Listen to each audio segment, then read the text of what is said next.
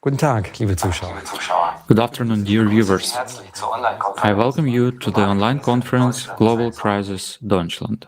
Heute eine Premiere. Zum ersten Mal veranstalten wir, die Teilnehmer des internationalen Projektes Kreative Gesellschaft, eine Konferenz It dieser is the Art. first time that we prepare the conference as participants of the Creative Society at Germany. Participants from Germany, Austria, Switzerland, as well as the larger international team helped to prepare the conference. This conference will be simultaneously interpreted by volunteers into 60 languages. The Creative Society project is an international initiative which is growing by the day and already unites people from 180 countries. The project started 3 years ago as a result of a 10-year social survey and subsequent expert interviews. People all over the world were asked questions like, what kind of society would they like to live in? What should this society be like? What values would be it based on? Is there something that unites us as the humanity, regardless of our background, status, or religion? The way people around the world have answered the questions doesn't surprise us at all. They want to live in freedom, in security, in peace. They want to be respected and loved. This is what the Creative Society guarantees, a society in which human life is the highest value. Have you ever wondered why we cannot live this way? What's really stopping us? After all, everyone has an inner compass, this strive for harmony and happiness. Doch wie leben wir wirklich? But how do we actually live? What conditions surround us? As a society today, we are faced with numerous crises and problems that burden our country as a whole, as well as each individual, making our future look uncertain. The poverty trap, inflation, social division, and climate collapse are just some of the many problems. To get a deeper understanding of the current state of our country, we, volunteers of the Creative Society project, have spent the last few months thoroughly examining the current pressing issues in Germany. To do this, we analyzed information from official sources, conducted social surveys, as well as interviews with experts. While preparing, we came across interesting but also absurd information which surprised and shocked us. We've compiled a large amount of information into an overall picture, which we would like to present to you today. However, our goal is not simply to highlight the problems and shortcomings. Our main priority is to present you with an absolutely realistic and effective way of solving them, the way that will lead us out of crises and absurdity. This is the Creative Society. Today's conference will focus on the following topics.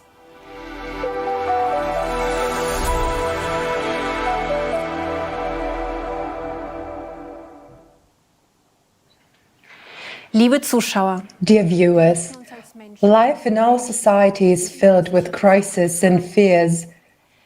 That's why we address you as people, uniting in pursuit of a secure future. The reason for this is the accurate situation of our society plagued by various crises and fears. In order to understand what people are currently most concerned about, we've conducted surveys. Let's listen to what people say about it.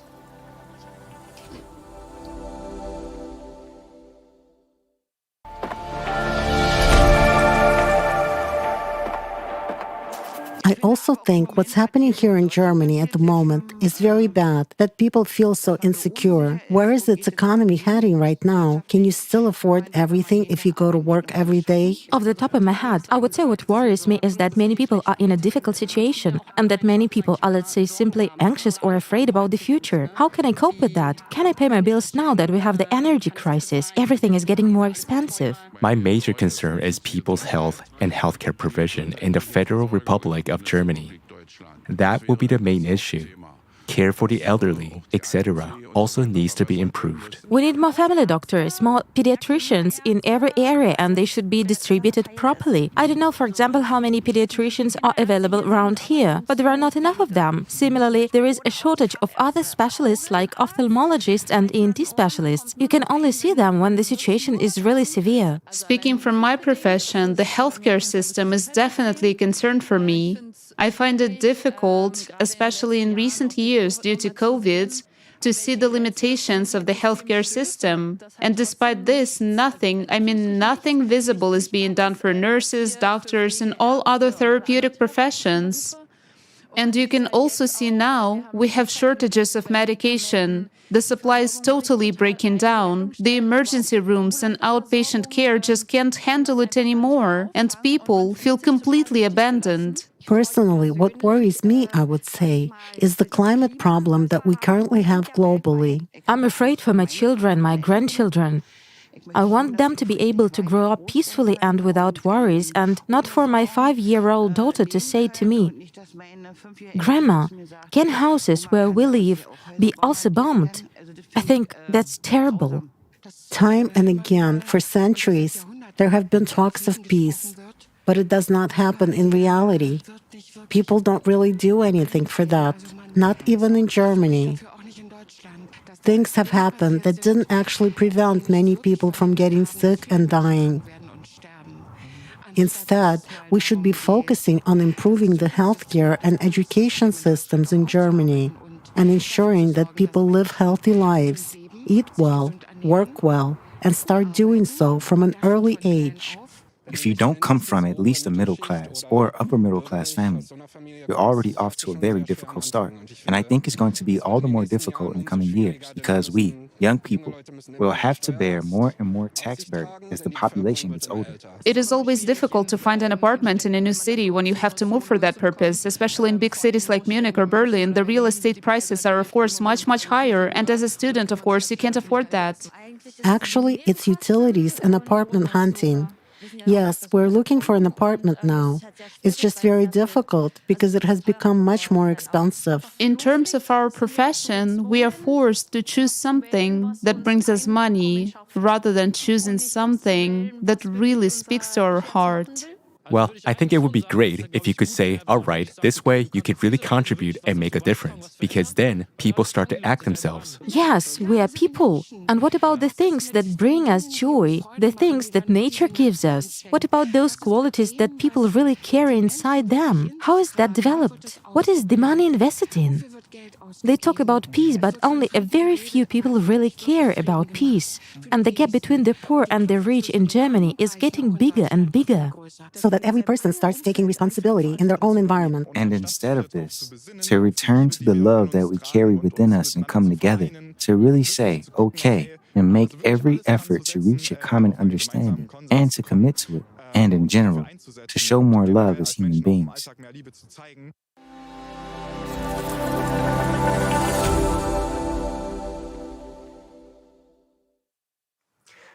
Wer hätte sich noch vor einem Jahr Who could have vorstellen imagined just a year ago that in our country such basic needs as housing, heating, and food would suddenly become unaffordable for many Germans, and a significant portion of the population would face financial problems?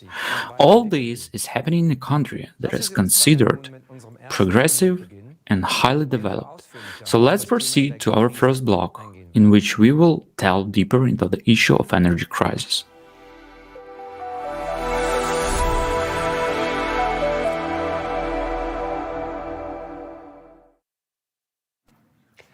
Die heutige Energiekrise, in der sich While the energy crisis our country is facing today is a central issue, most people are unaware of the extent to which our choices today predetermine our future. Germany's energy dependency and vulnerability has never reached such proportions.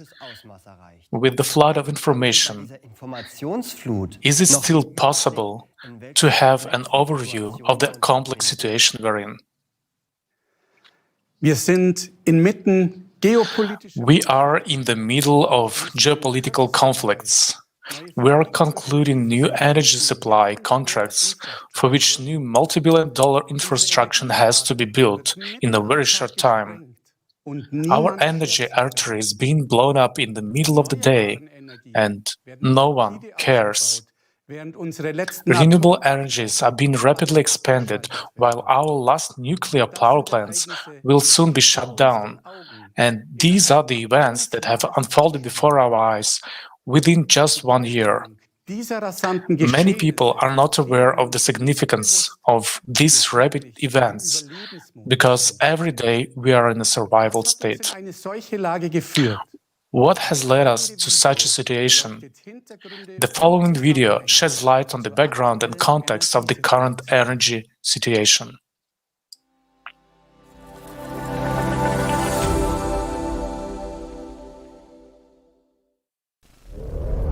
We live in times of uncertainty and chaos.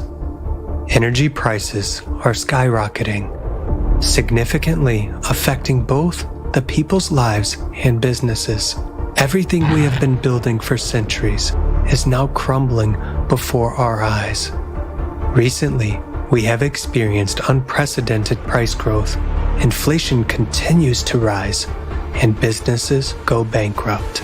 This unstable situation puts many people in dire financial straits, and the quality of life is rapidly declining. Many businesses are forced to close because they can no longer afford the ever-increasing costs.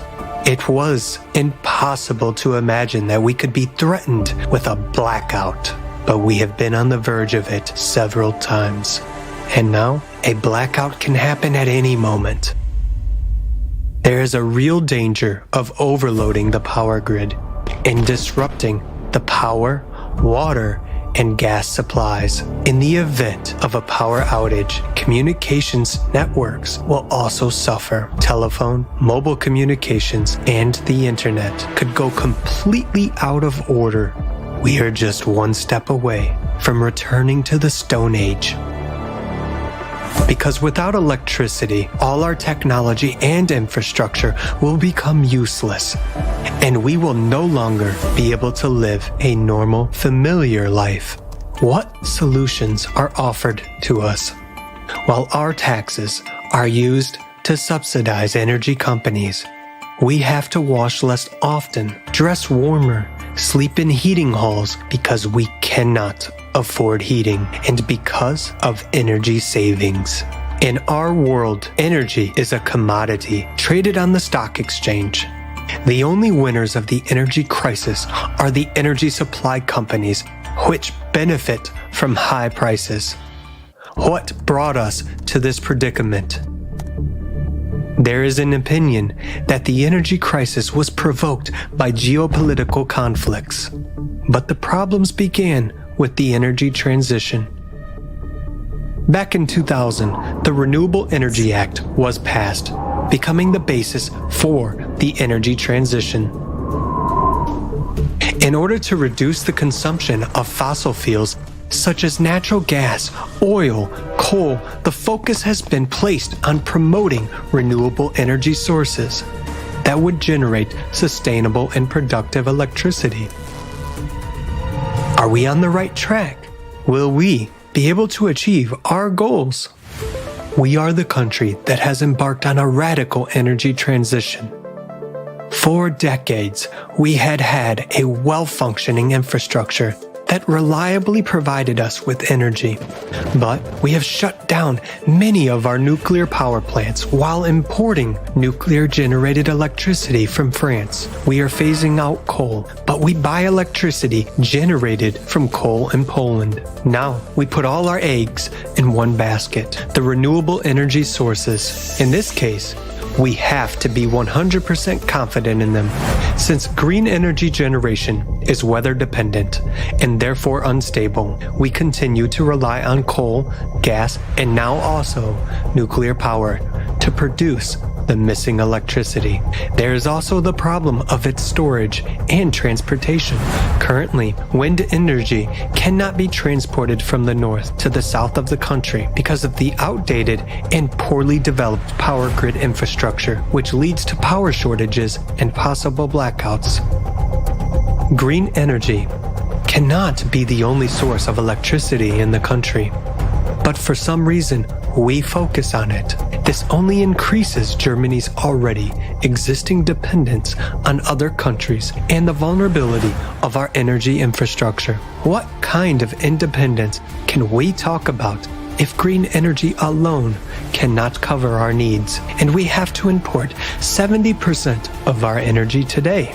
807 million euros were paid by taxpayers in 2022 for wind power that was never produced. Because we pay energy suppliers even when they do not produce energy. We have already spent hundreds of billions of euros expanding our renewable energy infrastructure.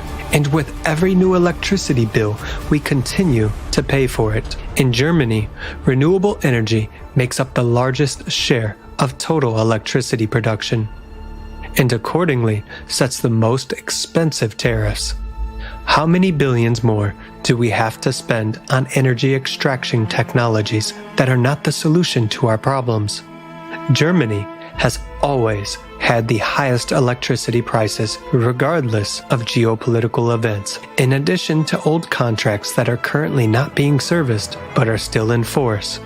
New oil and gas contracts are being added from new energy suppliers at much higher prices.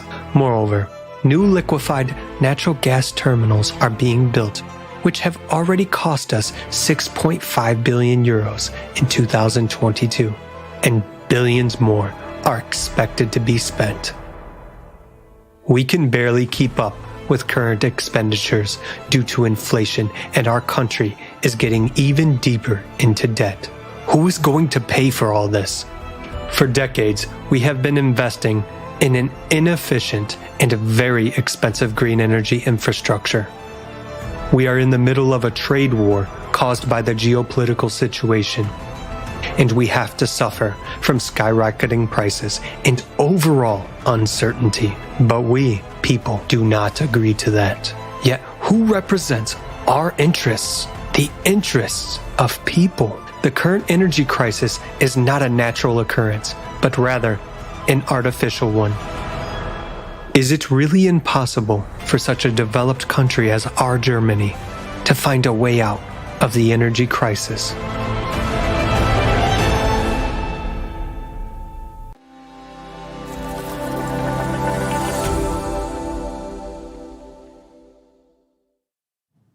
Die Energiekrise ist The energy crisis has reached every household.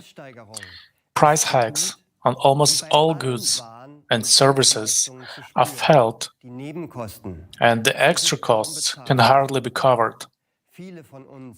Many of us have not yet recovered from the shock caused by the annual electricity bills. How some have to forego planned trips, while others have to think twice about taking long showers or using their oven. Petrol and driving have become a luxury. Many bakeries, where people used to shop every day, have closed. German businesses are also struggling to survive. Even traditional bakeries with 200-year histories that survived the two world wars and now gone forever. And that has been hard-earned for decades in disappearing before our eyes. The Made in Germany mark will soon become history, because our industry will soon no longer be competitive and companies are already moving their production abroad. This means the collapse of our economy and thus prosperity loss. We have tried to get an overview of the true causes of the energy crisis, but it is extremely difficult for us, citizens. Even though energy is our livelihood and we are ultimately the financial sponsors, We, citizens, are pacified with relief packages, which are like a drop in the ocean. The population is becoming impoverished and has to cut back and economize more and more, while energy companies are making billions in profits from the energy crisis. Why is this happening? Because our system is geared in such a way that all the money flows to the top, and there are enough candidates fighting to get a better place under the sun. The energy crisis is both international and a national problem. But in this crisis, profit takes precedence over the well-being of people. What are the excuses for the causes of the energy crisis, and what solutions are being sought? The rapid price increase on energy sources, such as gas, coal, oil, etc., has started in 2021.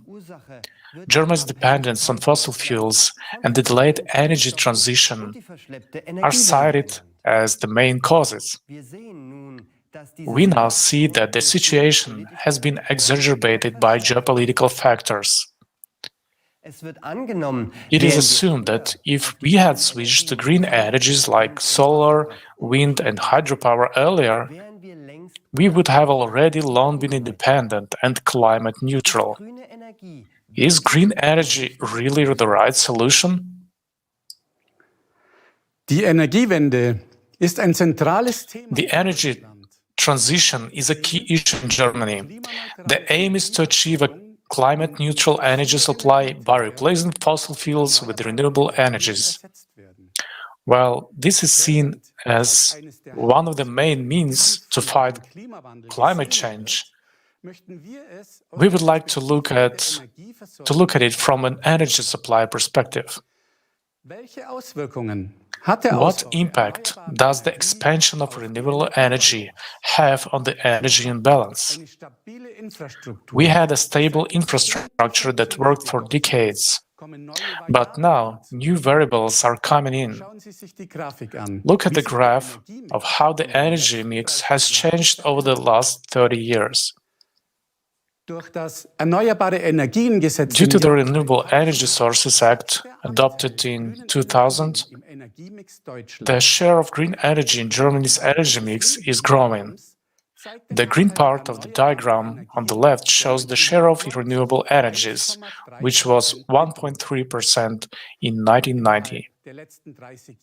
Within the last 30 years, this share has risen to 16%. This is what you see on the right-hand diagram. The share of nuclear energy and coal, marked in pink, gray, and red, have halved overall. This has a major impact on the infrastructure and especially on the energy supply, on the electricity supply. Let's look at what danger this entails. The energy balance is decisive for the safety of the power grids, meaning if power generation and consumption are in balance at all times, then the power grid is stable. The current always flows evenly at 50 Hz in the grid.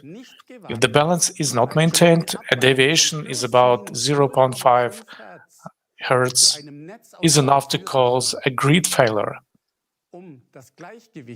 Different types of power plants are used to ensure this balance. Baseload power plants, such as nuclear power plants, which generate electricity in a stable way but cannot quickly reduce or increase the load and cannot be shut down quickly. And flexible power plants, such as gas, coal, and hydroelectric power plants, which can quickly increase or reduce output when electricity demand increases or decreases. Renewable energy sources are weather-dependent and cannot be used at all times. They also cause unpredictable surges in the grid that have to be balanced. During the course of the day, however, the demand for electricity constantly fluctuates. At night, there is a rapid drop in demand, and during the day, the reverse happens, seasonally too. The demand for electricity also grows, especially in autumn and winter, when it grows many times over. With the rapid expansion of renewables, however, another factor is added, the weather. As a result, it is becoming increasingly difficult to ensure energy balance. Many factors are now affecting the balance in our energy grid, including increasing energy consumption, aging infrastructure, manipulation of energy markets, and climate change. In addition, green energy sources are causing dramatic changes in the way energy is fed into the grid. If the energy balance is disturbed, the power grid can collapse, and a so-called blackout will occur.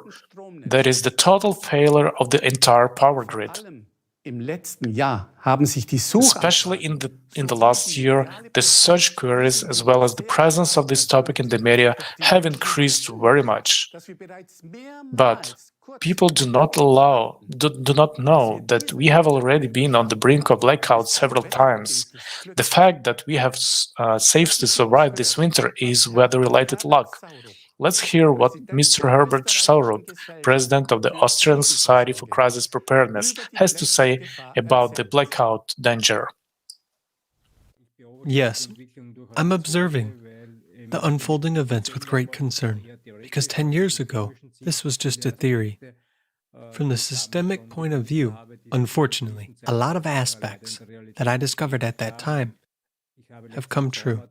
Last summer, I wrote a comprehensive analysis with concern for the coming winter, the development of a catastrophic winter. 2022 to 23 scenario was also possible. Fortunately, this didn't happen, also because we were lucky that the weather conditions are still mild compared to the previous winters. If the winter was harsh, with lower temperatures, we would have been in big trouble. And a blackout is just a trending word. I mean by it, a super-regional power outage, which affects several states or bigger regions of the country and lasts for a long period of time. This is a trigger event, but we're talking about the infrastructure and interruptions in the supply.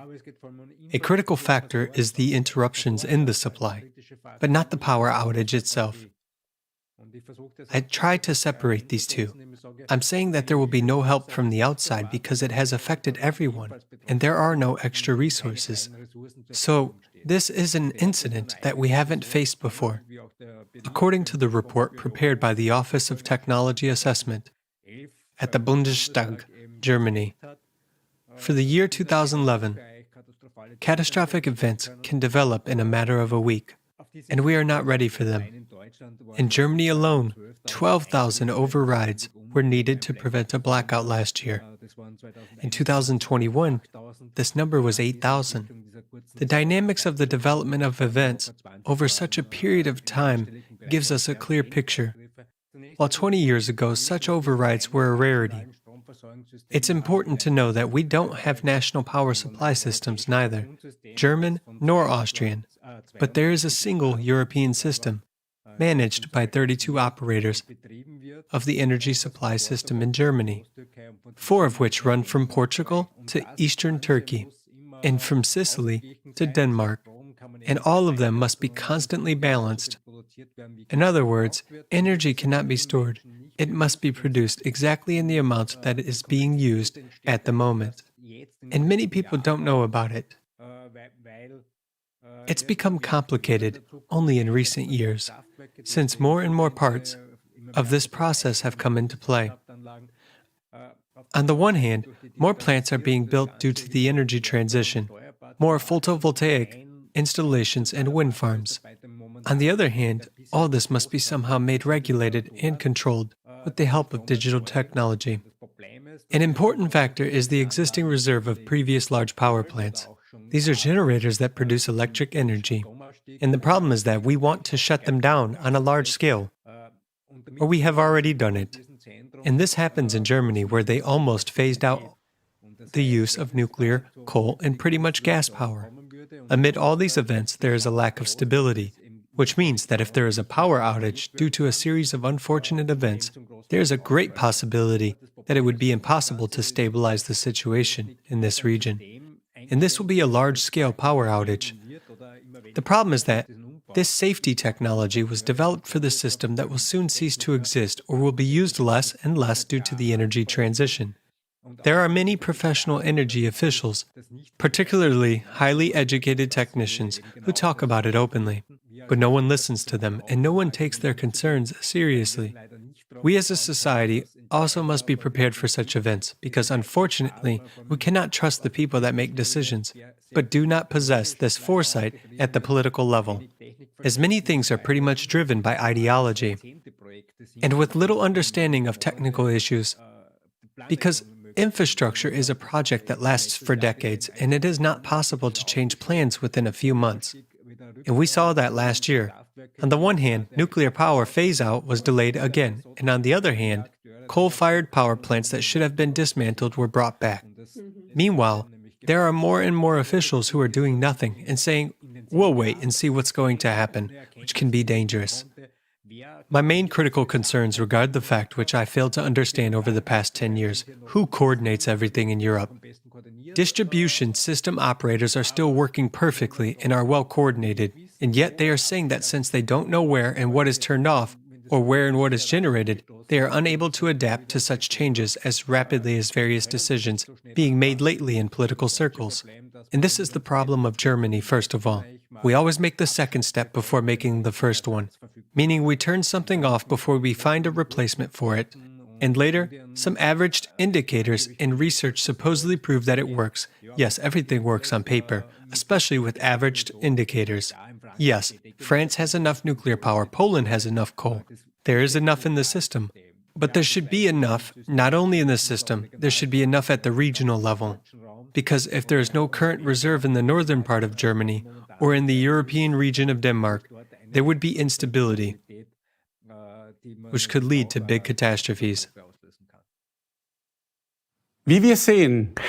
As we can see, Germany's power supply is tied to the synchronous continental European power grid, meaning that any instability or a blackout in Germany can trigger a chain reaction throughout the European Union.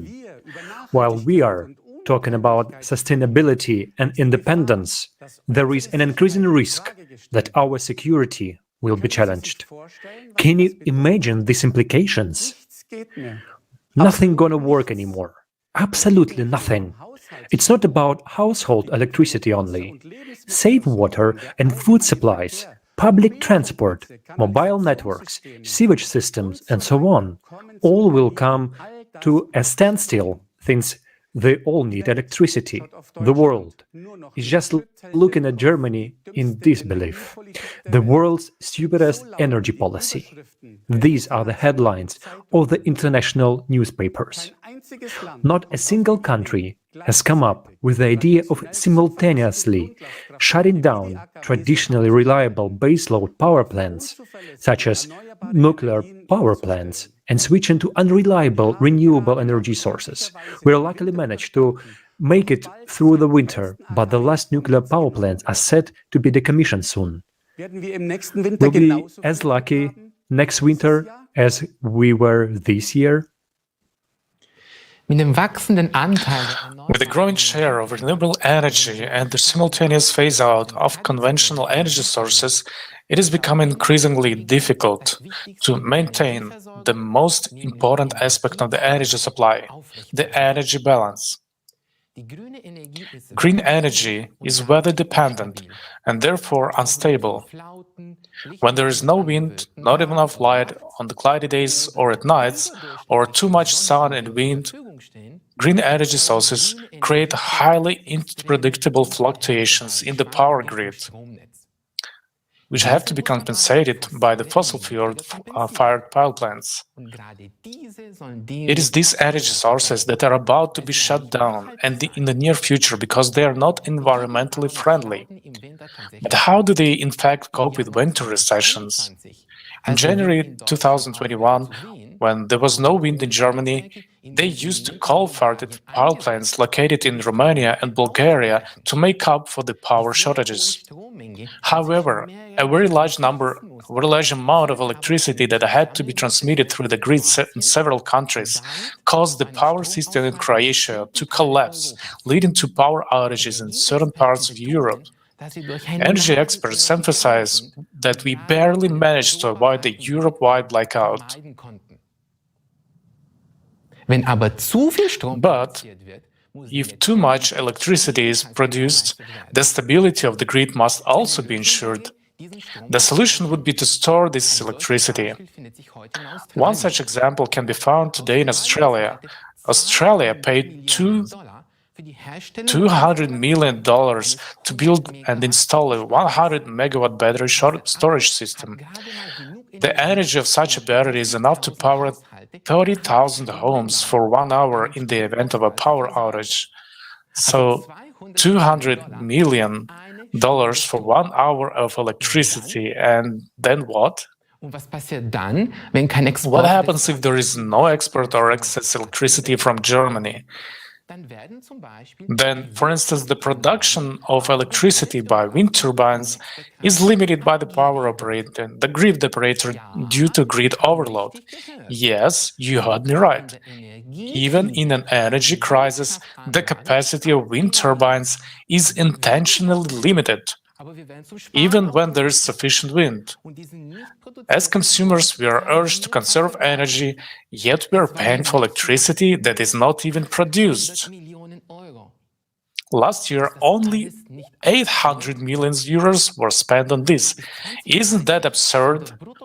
By 2030, at least 80% of total electricity consumption will have been covered by renewable energy sources, which are to become the main source of energy in the power supply.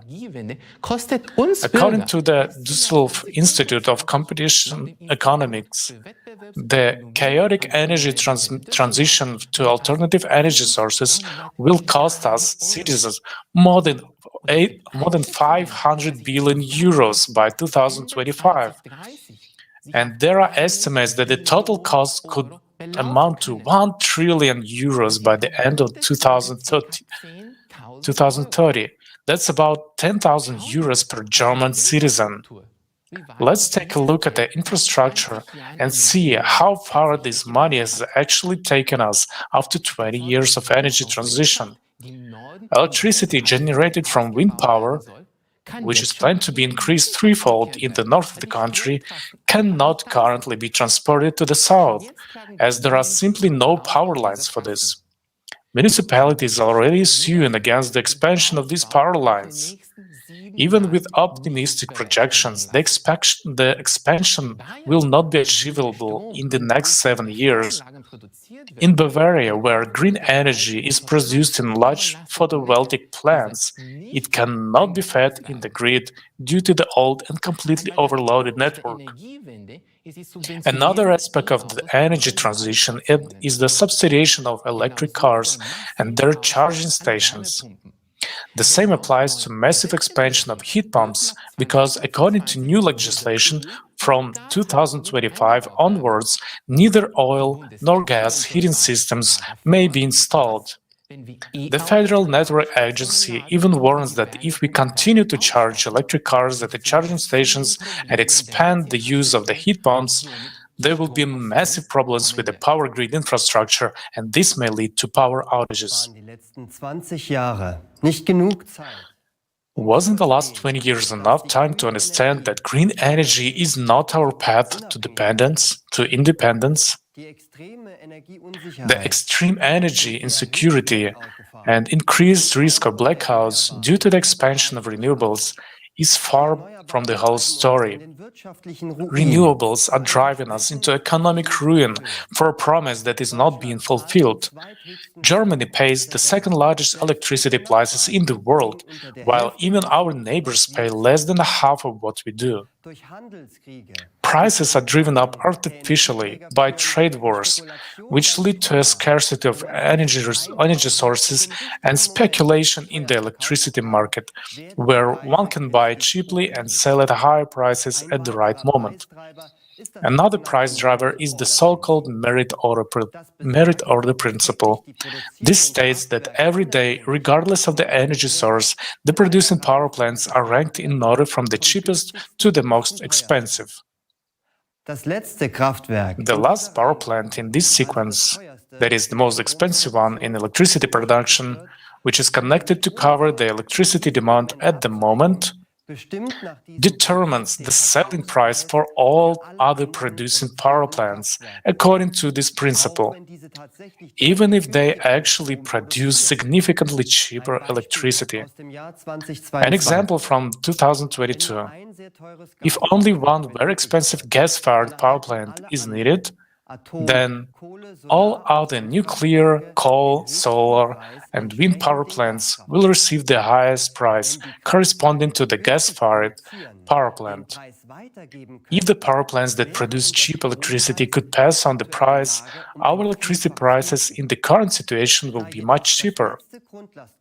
However, since the last base load power plant is usually a gas-fired power plant, and gas prices are currently high and will continue to be high, consumers end up paying high costs that arise from expensive fossil fuel, that is, gas. The winners in this case are exactly the green electricity producers who produce electricity much cheaper. This is an artificially created price driver. In Germany, pure green electricity from renewables is advertised, but even if you don't have a green electricity tariff, you pay for the expansion of renewables, whether you like it or not. Until July 1st, 2022, all customers finance the EEG levy with every electricity bill. This is a surcharge to promote energy production from renewable energy sources under the Renewable Energy Sources Act, EEG. Let's take a look at the breakdown of the electricity prices. In 2021, taxes accounted for more than half of the electricity price. The EEG levy, at 6.5 cents per kilowatt-hour, accounted for more than 1/5 of the total electricity price. From January 2023, we celebrate the abolition of the EEG levy, which was already decided in 2021. But at the same time, the National Emissions Trading Scheme, the so-called CO2 tax, was introduced. This will be raised every year. This means that we are not only burdened by our electricity bills, but also pay the so-called CO2 tax for every product, every service, and every commodity that is produced, delivered, heated, or cooled with or through fossil fuels. The only thing that has really changed for us is that the price is no longer shown in the electricity bill. Green electricity, as it is called, should benefit the environment, and all efforts and extreme costs are aimed at this. But how green is green energy really? Let's watch a video on this topic.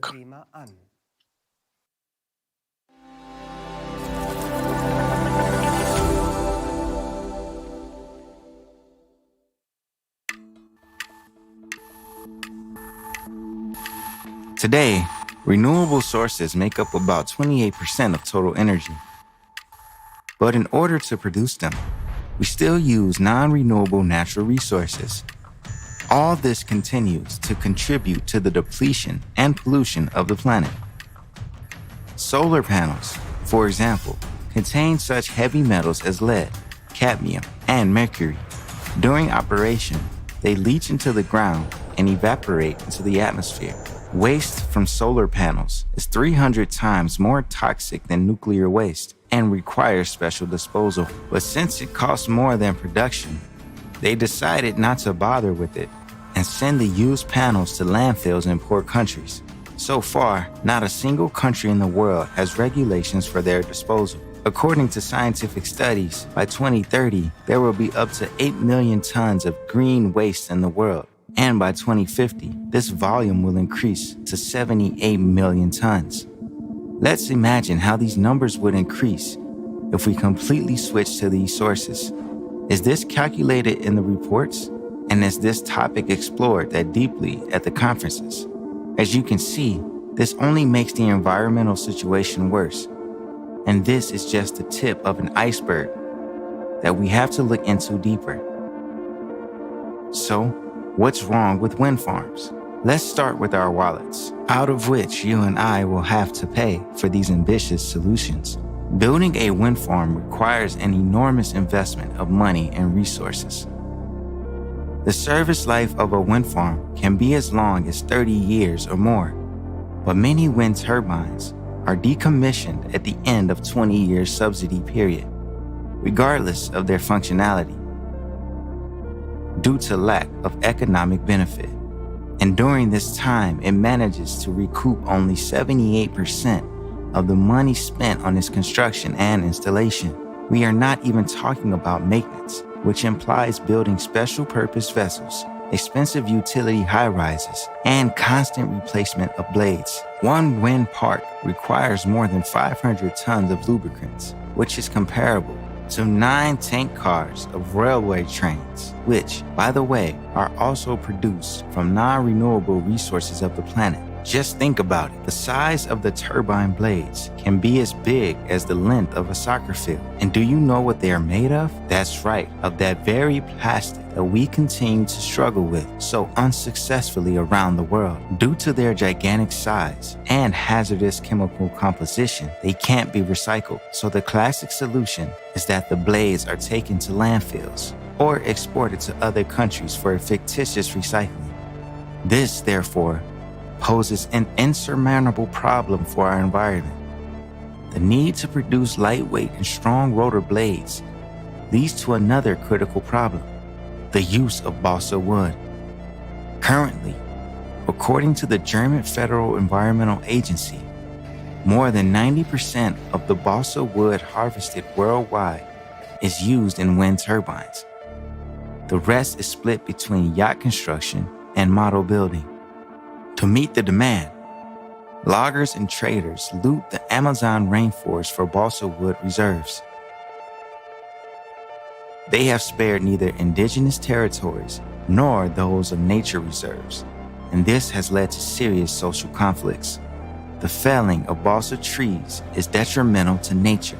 This species performs important ecological functions and protects the banks of rivers from erosion. In the year 2021 alone, the company consumed almost 26,000 tons of balsa wood. That's 170,000 balsa trees. After all that, do you still think wind power is environmentally friendly? Now, let's take a look at the downside of hydropower. 63% of the world's major rivers are blocked by hydroelectric dams. At that, dam failures and breaches put lives at risk, and the planet's ecology suffers. Hydroelectric power plants directly affect the bowels of the earth. Millions of tons of water in reservoirs press against tectonic plates, causing man-made earthquakes. Moreover, according to a recent study by the World Wildlife Fund, hydropower production is no longer reliable because rivers are drying up due to the current climate crisis. We keep being persuaded that alternative sources will improve the environment and solve the issue of climate change. Why? Where does such pushy advertising of green energy and show of concern for us come from?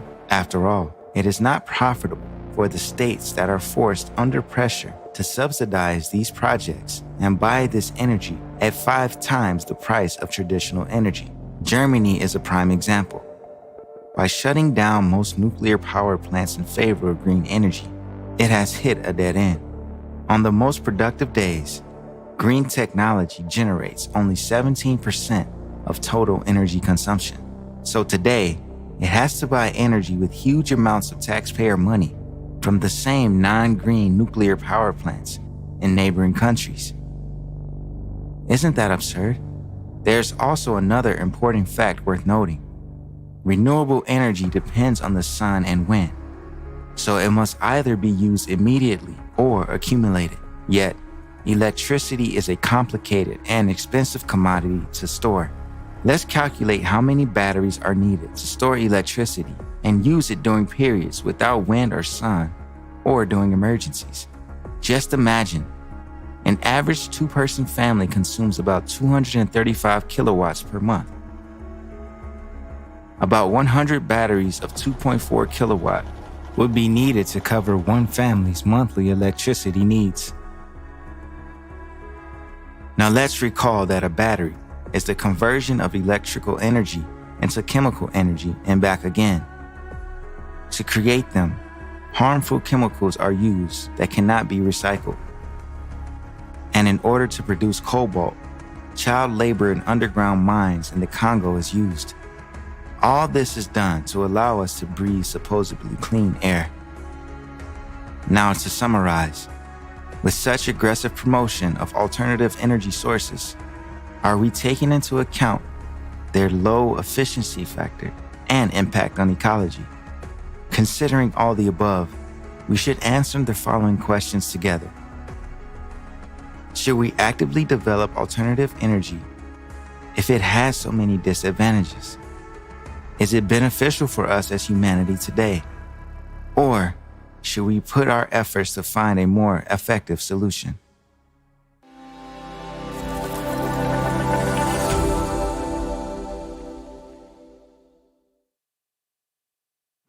Instead of finding effective solutions, we have been financing the energy transition for 20 years to reduce CO2 emissions and make ourselves more independent.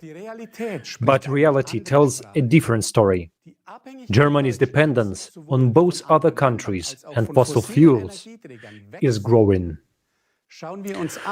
Let's take a look at how absurd and precarious the current situation is. The label green energy is just marketing and has nothing to do with sustainability and environmental protection. This is true greenwashing. They want to reduce CO2 emissions, but they are shutting down nuclear power plants first, even though they have been classified as green and sustainable by the EU Commission. Instead, we are buying nuclear power from France and the Czech Republic. The coal phase-out is planned for later, even though coal burning produces more emissions. Is it more sustainable to import additional coal-fired power from Poland as well? We prohibit the extraction of liquefied natural gas through fracking in our country, as it is very harmful to the environment, but we have no qualms about buying it from the USA. Delivery by huge tankers over thousands of kilometers leaves a bad CO2 footprint. It cannot even cover our demand, not to mention that it's much more expensive than the cheap and widely available natural gas. In addition, we bear the cost for the new infrastructure, namely the LNG terminals and pipeline construction, estimated at 10 billion euros by 2038. The cost of the energy transition will amount to 500 billion euros by 2025. And what result do we have to show for it? The level of CO2 continues to rise, regardless of how many billions we continue to toss to the wind. How many years do we need to understand that renewables are not a solution? On the contrary, we are taking the risk of widespread blackout because our energy system is becoming increasingly fragile due to the unstable renewable energy sources. The promise of Germany's independence is a utopia. Germany is resource-poor and depends on imports. Green energy makes this dependence even greater because its fluctuations must be offset by fossil fuels. In addition, it burdens us with enormous costs that are not amortized in any way. The energy transition is leading to a loss of prosperity for us. More and more restrictions and costs are being introduced for industry under the guise of environmental protection. There is talk of a new wave of deindustrialization in our country, as many companies are moving abroad. They simply cannot afford the expensive electricity and energy prices. The companies are therefore forced to invest into environmentally friendly technologies and purchase emissions allowances to reduce CO2 emissions. Furthermore, laws are being passed that prohibit certain productions, such as normal gas and oil heaters, may be put into operation starting from 2025, and only climate-neutral vehicles will be allowed from 2035. This has fatal consequences for our economy. The energy crisis is artificial and man-made. Trade wars, speculation, and the ideological view of energy supply serve one single purpose: profit. Why is green energy specifically promoted when it is so problematic for a stable energy supply, and instead of relieving the burden on the consumer and also on our environment, it is becoming more and more a burden? More efficient technologies, which have an efficiency far above one and would make us truly independent of fossil fuels, are not being discussed in the wider public. Are there really no other efficient and sustainable technologies? Let's watch the following video clip.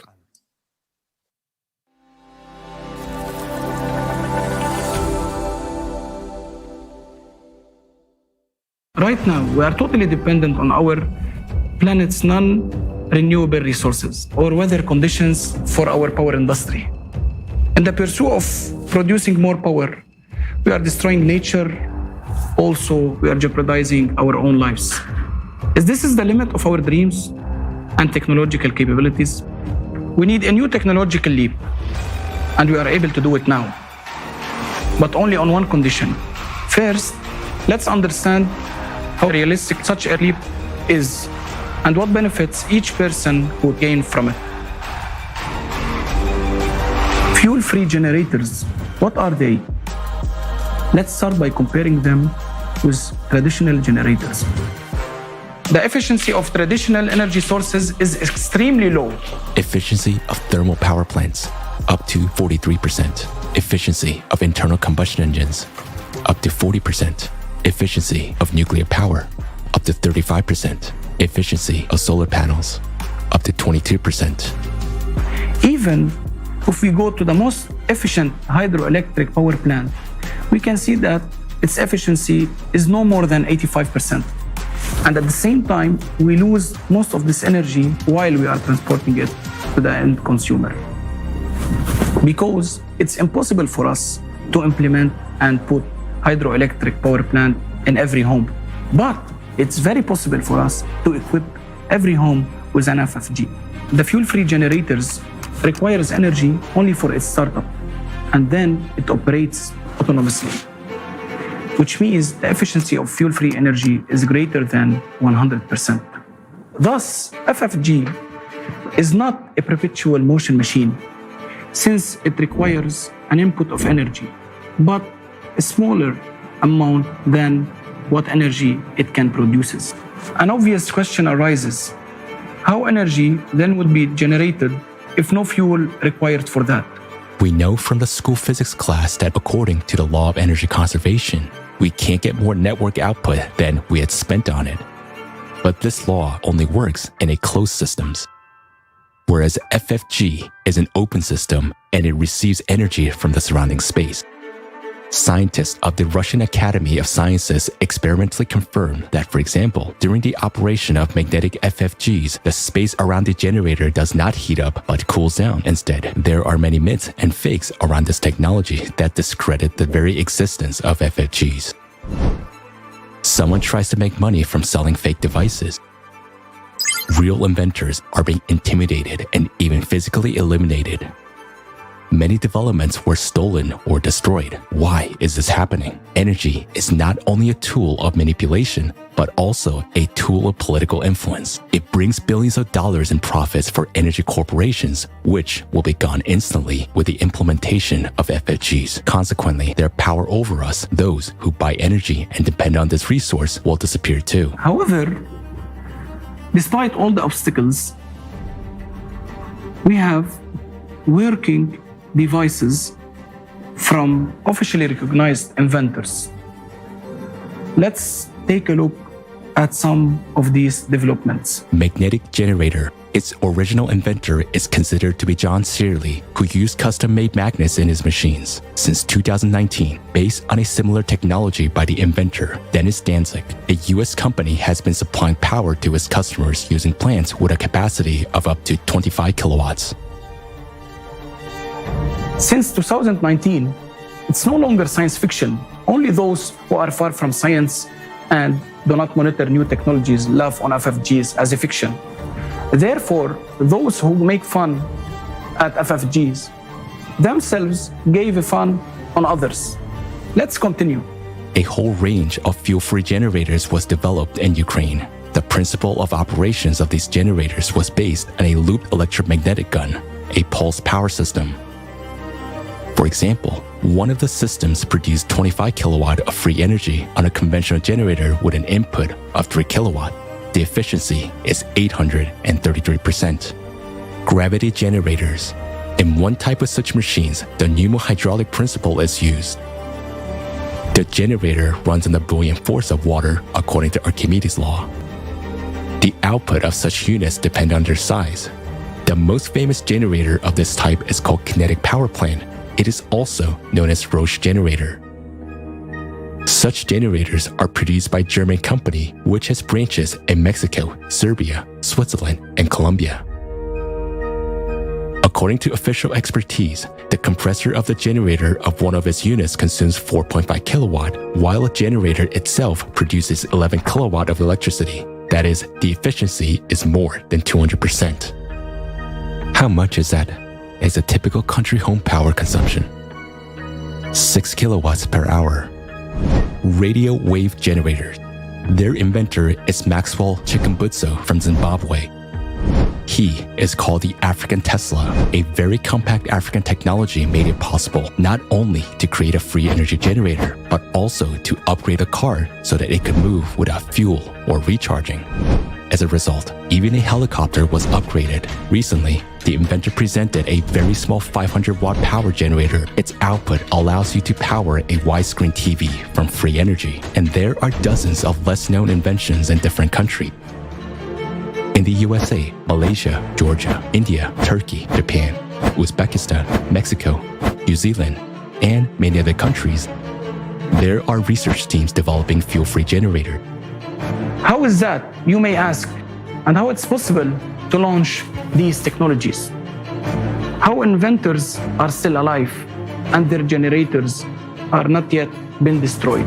That's because they get energy for free and sell it to consumers for money, while the generators themselves cost crazy money. The percentage of people currently receiving energy from these systems is negligible compared to all of humanity. Therefore, FFGs that are actually working now are in no way helping all people to become energy independent. So why isn't this amazing technology available for everyone in the world? Because we are living in a consumerist format of society.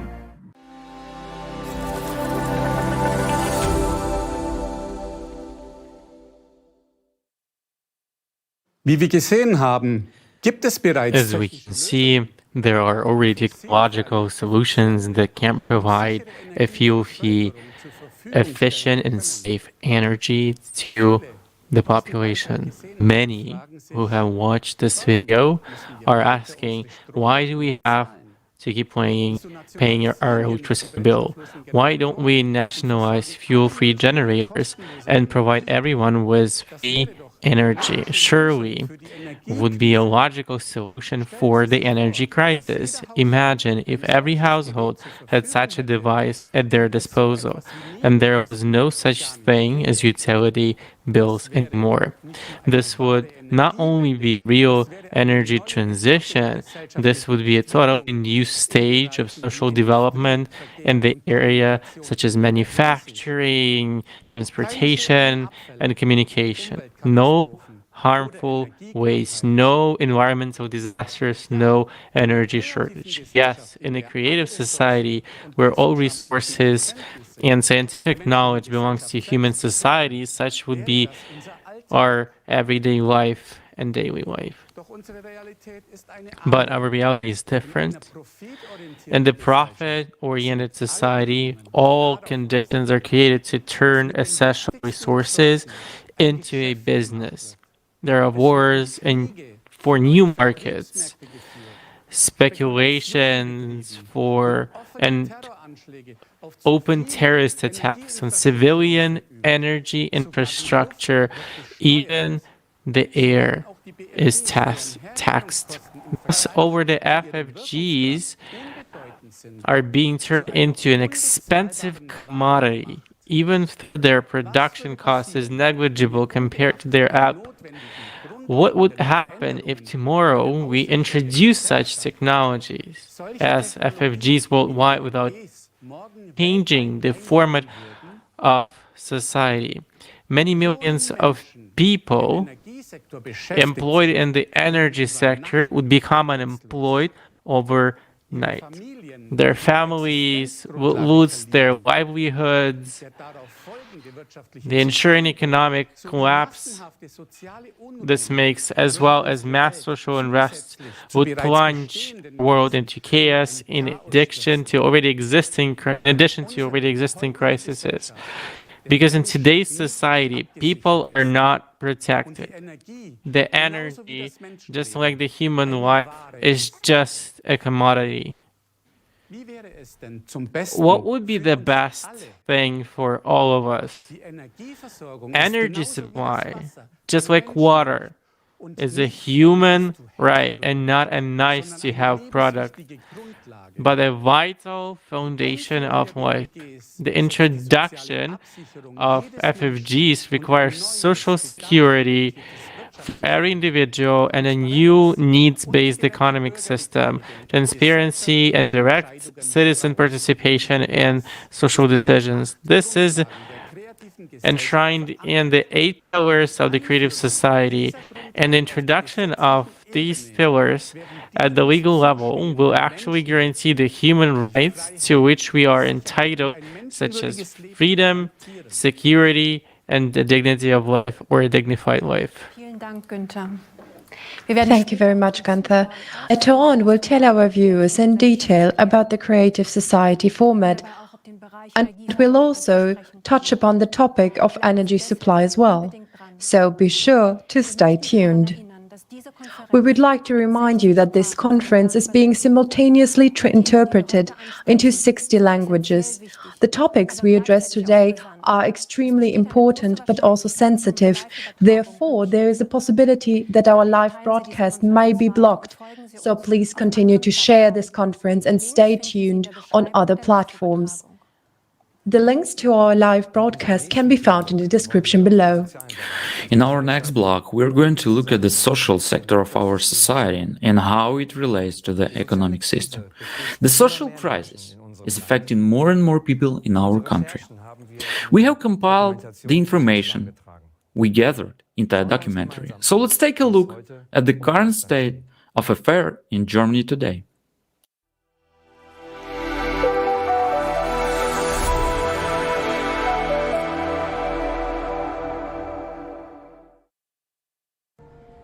How is a country's wealth measured? Germany is considered a rich country. We have billions of euros in tax revenue and a growing economy. Then why is the poverty rate also increasing? As a result of inflation and rising cost of living, the general level of welfare in Germany continues to decline. Is the image we have of Germany correct? Are we still a thriving welfare state? Let's find out together. Poverty. According to the Paritätischer Wohlfahrtsverband, the poverty rate in Germany constitutes 16.6%, or 13.8 million people. More than 11% of the population live below the poverty line. Single parents and students are especially affected. 41% of single-parent families live in poverty. According to the Federal Statistical Office, in 2021, nearly 38% of students had a monthly income below the poverty line. The growing poverty in Germany is particularly visible in the barely manageable number of people turning to food banks. In February 2022, more than 2 million people visited 960 food banks daily. These included homeless people, refugees, citizens living on welfare benefits, as well as retirees and single parents. People from the low-wage segments are also increasingly turning to food banks for help. The poverty risk rate for people over 65 increased from 14.7 to 17.4% between 2018 and 2021. According to a press release from the Federal Department of Housing, Urban Development and Construction, in January 2022, a total of 263,000 people in Germany had no permanent residence. Poverty has an impact on early mortality as well. In Germany, the difference in mean life expectancy between the lowest and highest income group is 11 years for men and 8 years for women. Poverty among children. Today, nearly 1 in every 5 children in Germany lives in poverty. Often, people who grew up in difficult and disadvantaged conditions remain trapped in a cycle of social insecurity throughout their lives. About 40,000 youth and young adults are at risk of becoming homeless. Poverty in old age.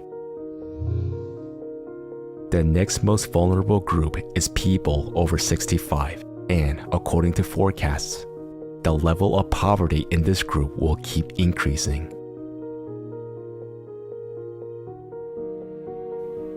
A study showed that more than half of the current working 55 to 64-year-olds will have 700 euros less per month when they retire if they make contributions only to the government pension fund or employer's pension insurance. This means that more than 2/3, 69% of people who are about to retire will fall below the poverty line. More than half of the workers who have contributed to the pension fund during their long working lives may find themselves in poverty instead of a secure and comfortable retirement.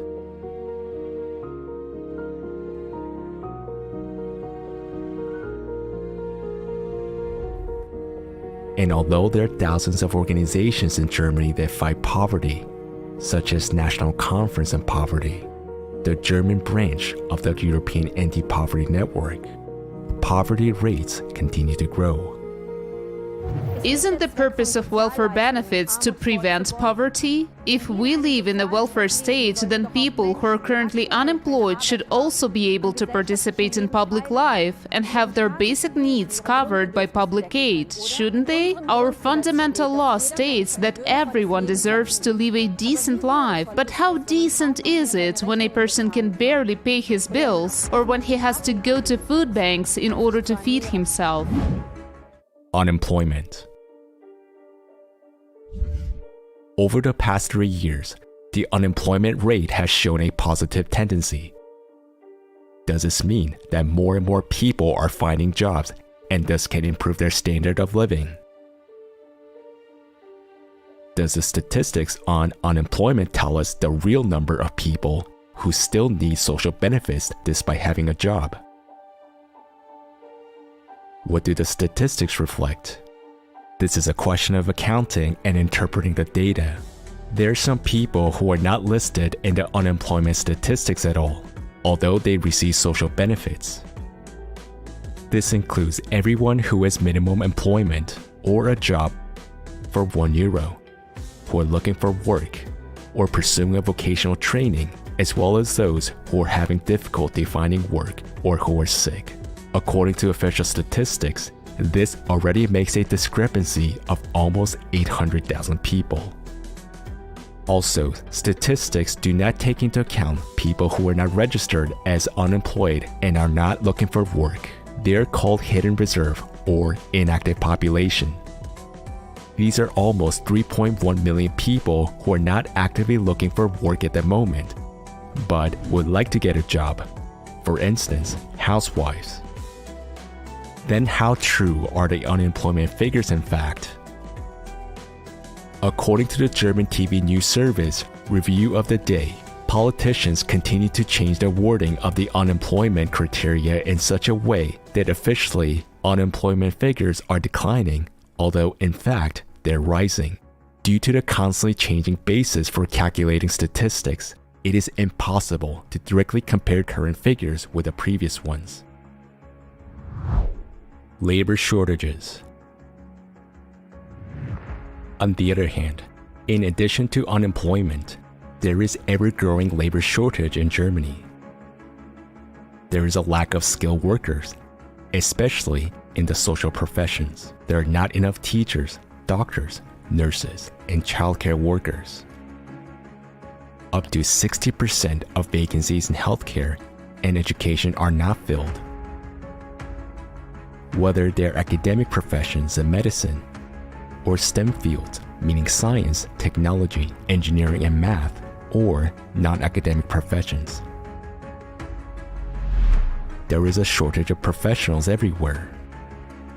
The construction industry, architecture, agriculture, and animal husbandry, aviation, geosciences, information, and energy technology also suffer from a lack of skilled workers. Rail and air services. Staff shortages and sick leaves led to mass delays and cancellations of rail and air traffic last year.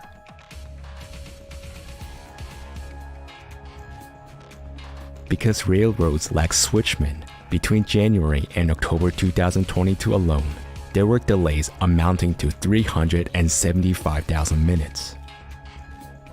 This situation worsened dramatically in the summer because there were no or too few personnel at the rail signal boxes. During the summer vacation period, paradoxically, Lufthansa and its subsidiary Eurowings cut their flight schedules due to a shortage of personnel, both inside the company at the airports and in ground services. Lufthansa canceled 900 flights within Germany and Europe in July at its hubs in Frankfurt and Munich. Other airlines were also forced to cancel their flights. Swiss announced that about 10,000 passengers were affected by flight cancellations in July and August 2022.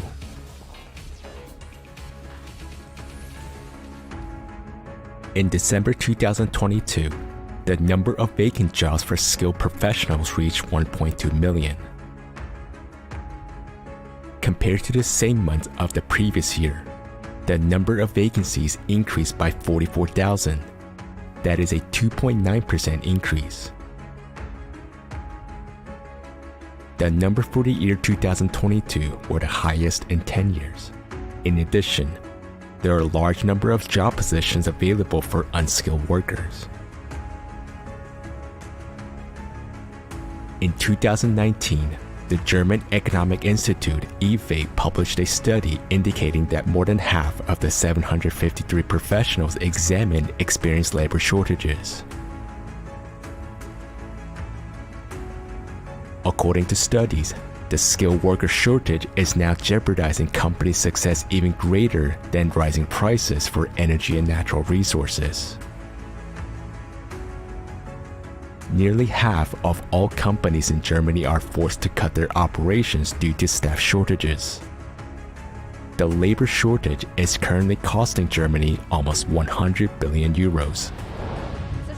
It's weird. On the one hand, we have a large number of people looking for work, but on the other hand, there is a huge shortage of skilled professionals in many industries. So what's the missing link between the people who are looking for work and the companies that are struggling to fill their vacancies? It seems absurd.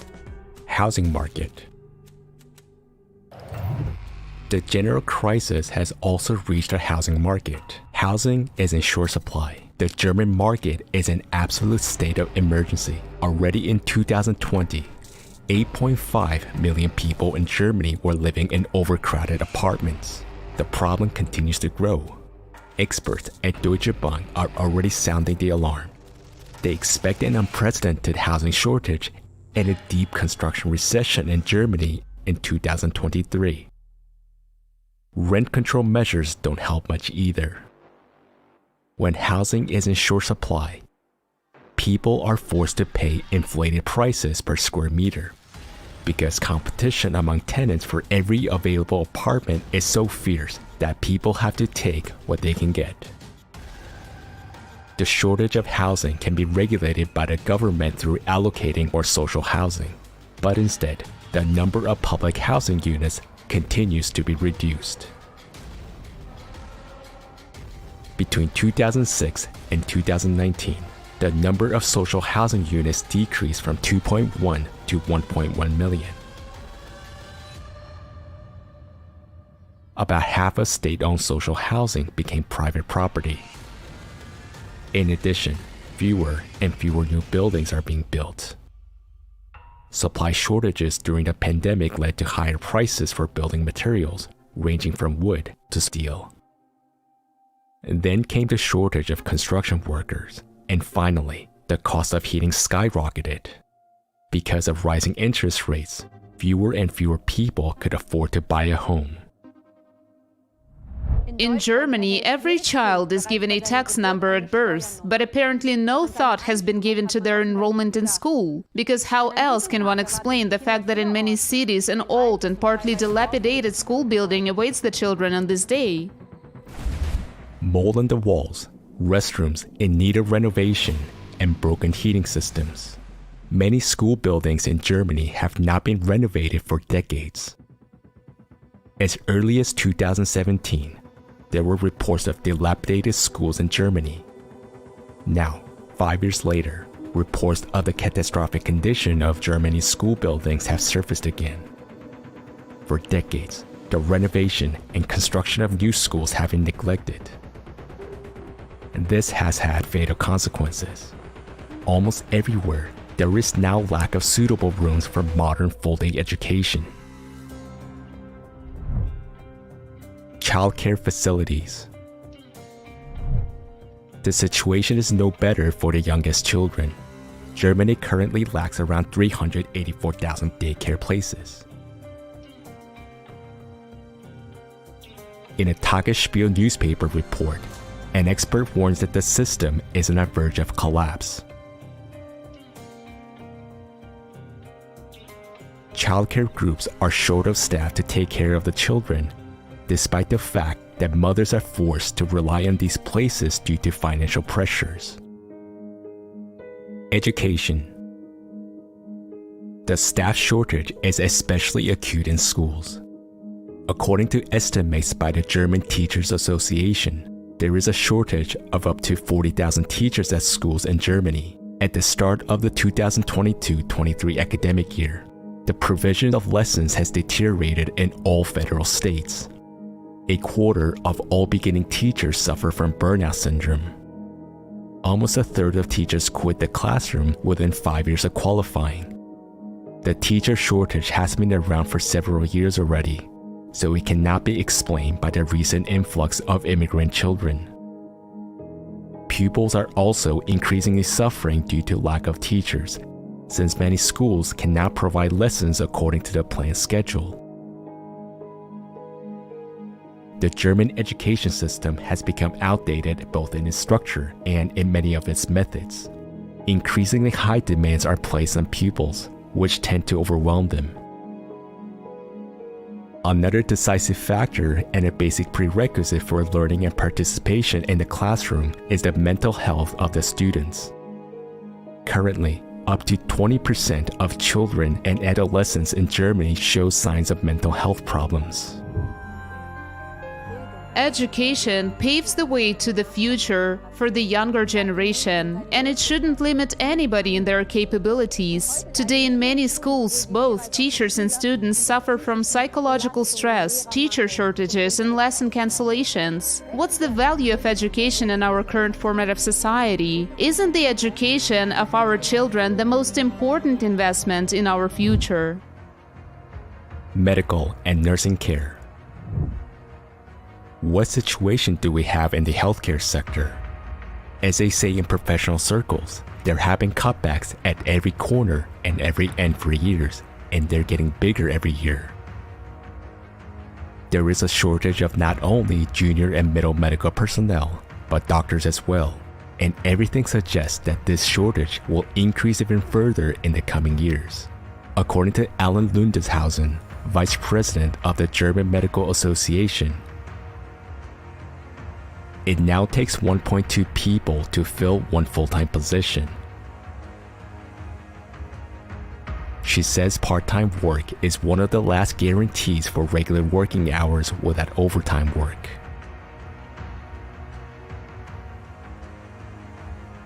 Doctors can hardly manage ever-increasing bureaucracy, which leaves less and less time for contact with patients. Running a private practice is hardly profitable anymore due to strict regulations imposed by the health insurance companies. And there is a lack of medical practices, especially in rural areas. According to Statista, the number of general practitioners in Germany is declining. In 2011, there were 29,304 primary care physicians nationwide. In 2019, we had only 24,184. And that's despite the growth and increase in the average age of the population. This, of course, has huge implications. Long waiting times for doctor's appointments, poor diagnostics, and far too little time for patient discussions. Add to this the stricter guidelines for medical practitioners. All of this leads to continuously deteriorating medical care. What is the situation of hospitals? Despite the increased need during the pandemic in 2020, 25 hospitals were closed in Germany for financial reasons. On December 27, 2022, Erste Blatt magazine reported that Germany's hospitals will be hit by an unprecedented wave of bankruptcies in 2023, according to the Germany Hospital Association, DKG. A wave of insolvencies is rolling towards our hospitals in 2023 that can hardly be stopped, said the chairman of the board, Georg Gass, to Redaktionsnetzwerk Deutschland. The extensive closure of hospitals in Germany continued in 2022. By the end of the year, 13 hospitals had permanently closed their doors. Since the beginning of the pandemic in 2020, a total of 40 hospitals have disappeared in a similar manner. There are too few ambulances, and emergency departments in hospitals are often overcrowded, meaning that patients in urgent need of help have to expect long wait times. Time and again, there are reports of the healthcare system being overburdened. In addition to lack of qualified personnel, another problem is the increasingly acute shortage of medicines. There are only two major manufacturers left in Germany for the pharmaceutical active substances that are relevant to the supply. On the global market, pharmaceutical manufacturers and distributors find it more profitable to supply products to countries where prices are higher than in Germany. Quality deficiencies in manufacturing, production problems or failures, delays in raw material deliveries, or even outright discontinuation of products by manufacturers. These are the realities of today. 68% of the production sites of certain active ingredients for Europe are located in Asia, says a study by the FAFA Pharmaceutical Association. Europe's high dependence on Asian active ingredient manufacturers is therefore problematic. In October 2022, Focus magazine published a list of medicines affected by supply shortages. This list includes about 300 drugs. So much for our current healthcare system. Healthcare should not be subject to profit maximization. Hospitals are being closed despite the growing number of patients. Doctors experience extreme work pressure due to difficult and stressful working conditions. Shouldn't human life and health come first? What about the mental health of the population? Mental health. A disturbing trend is also revealed in the rising number of depressions and other mental illnesses in Germany, which is actually higher here than in most other countries, with 5.2% in 2022. Germany is among the 16 most depressed countries in the world. More than 11% of women and 5% of men suffer from depression in our country.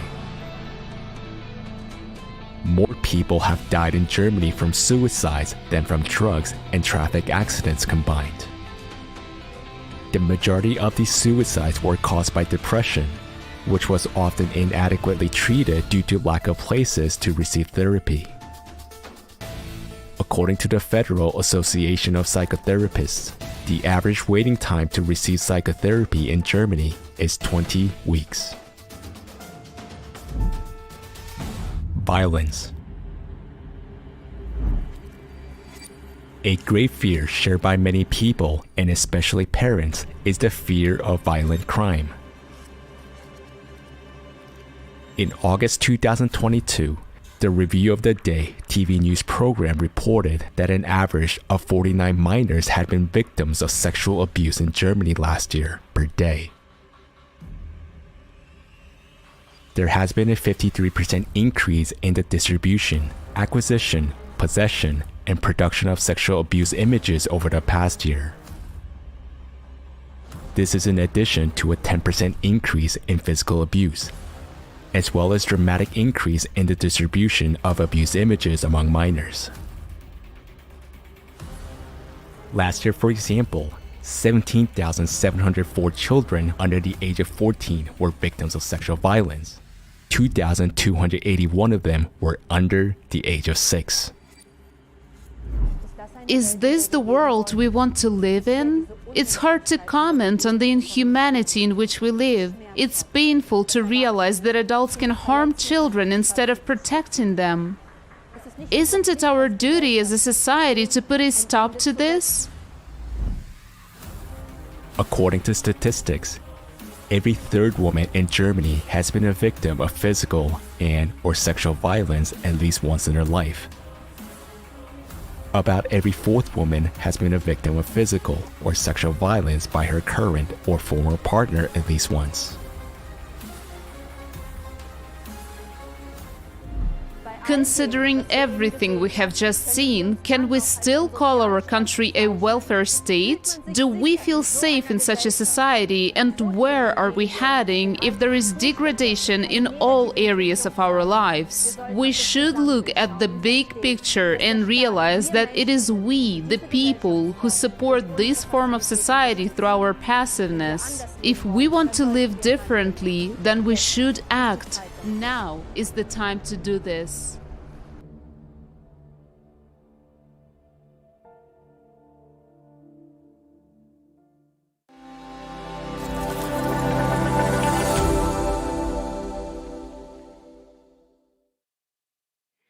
Sollte nicht jedem Menschen ein würdevolles Shouldn't everyone have the right to a decent and secure life? Everyone should have access to affordable housing, a decent social package, free and high-quality healthcare, and the opportunity to participate in the life of society. All of this is laid down in the social code.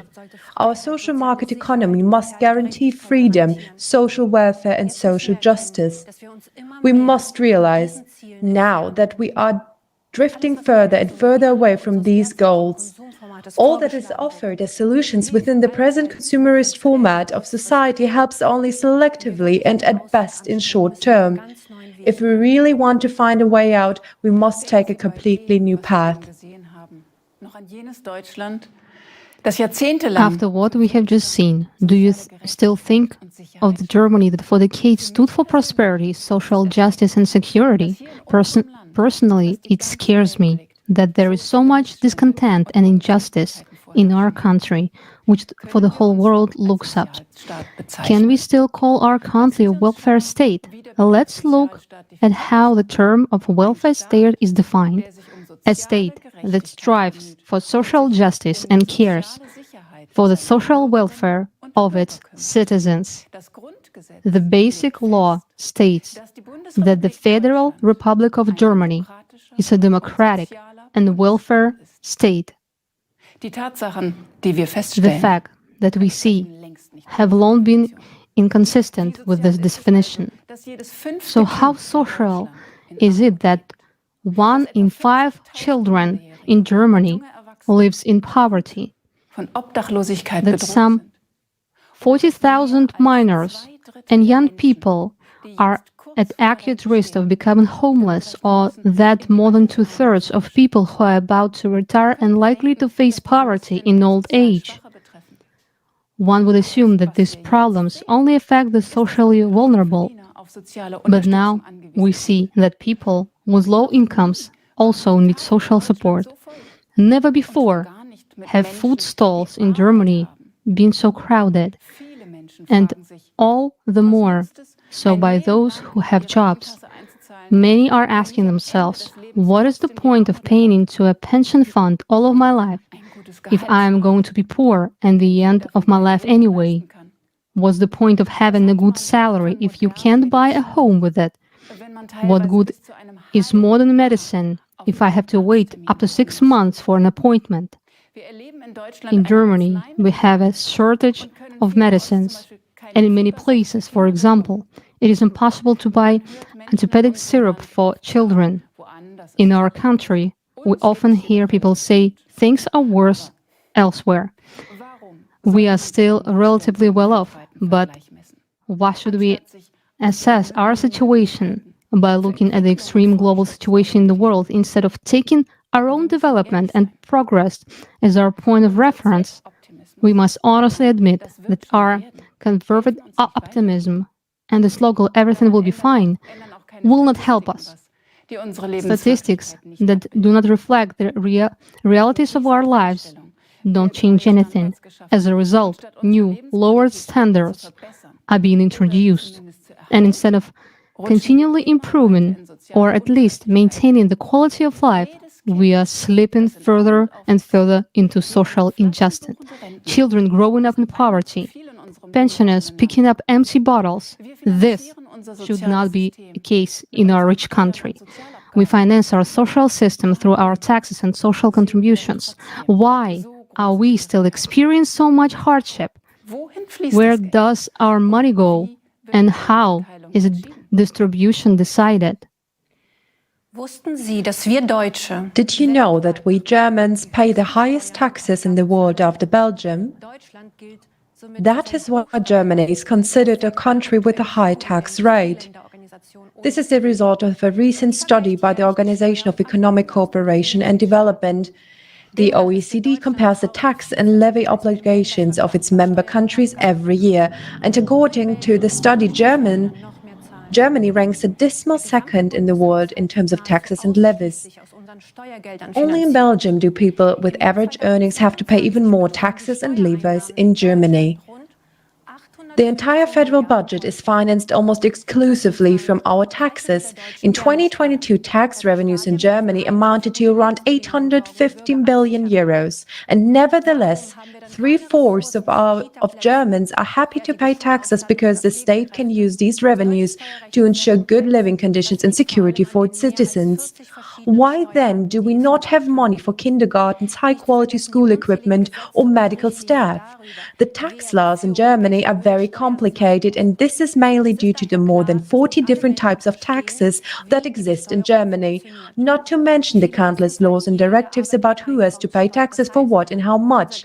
It is therefore obvious that not all people understand how taxation works. As many people know, everyone who works pays income tax. This means that our wages are taxed. When we make purchases with this money, we have to pay tax again, value-added tax. In fact, in addition to direct taxes, there are also indirect taxes which we do not even notice in everyday life. The following chart shows a few examples. In total, we give away 60 to 70% of our income in the form of numerous taxes. We forget that money deductions are the equivalent of time and energy in our lives, time during which we cannot be with our family or take care of our health. The consumer forward of our society forces us to work hard and give away most of the money we earn, but despite this, our social problems remain unresolved. In spite of high taxation, Germany has debts. If the federal budget is insufficient, the state borrows money. And did you know that every person in Germany has a debt of 30,000 euros without even knowing it? Public debts are our debts, yours and mine, without our consent. Is it acceptable to take out loans for another person without asking them? In our private lives, it would be unthinkable, but it is done to the entire population of the country. Imagine if you now had a political vote. You could vote on what money would be spent, what laws would be passed, or what measures would be put in place to improve people's lives.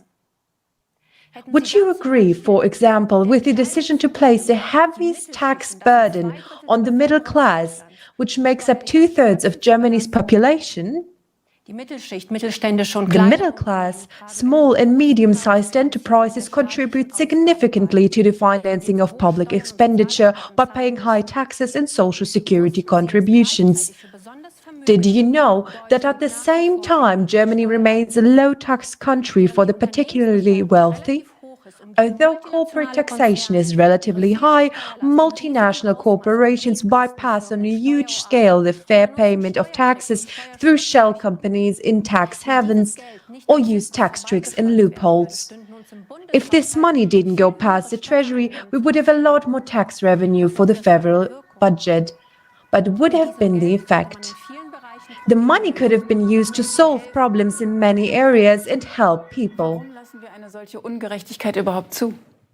Why do we allow this injustice? In the first place, because corporations follow the rules of the consumer format system. They are simply trying to make the most profit possible, while ordinary people have to bear the heaviest burden and pay for it with their lives, health, and hard work. The culprit is not the big corporations, but the system itself, which is built on this principle of injustice. Inflation is an additional burden of the middle class. It has already caused the middle class to shrink in the recent years, and it is under pressure.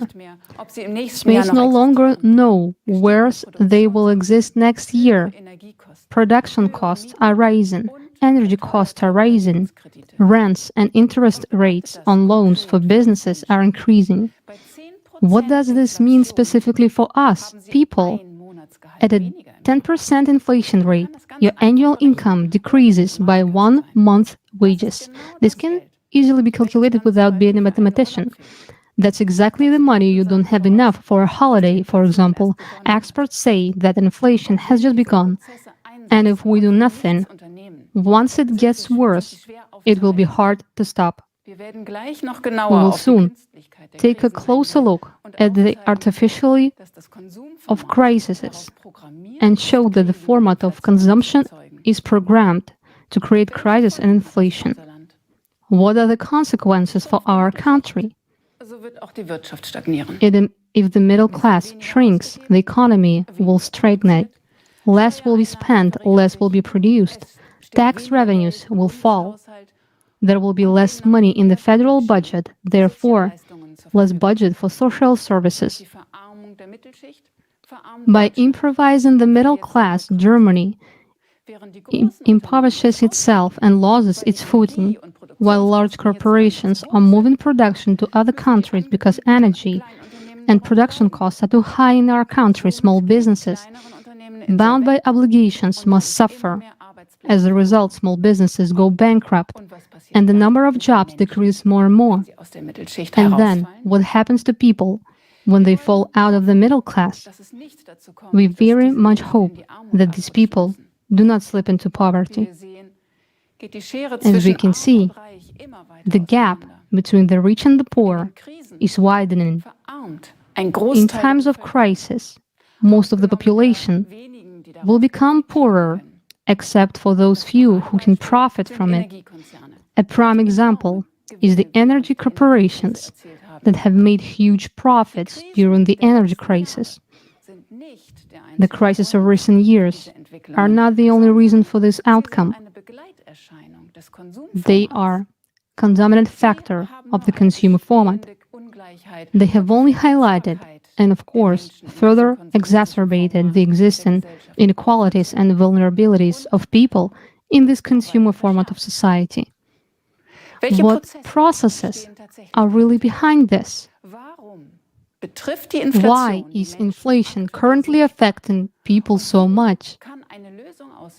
What could be the solution to the problem?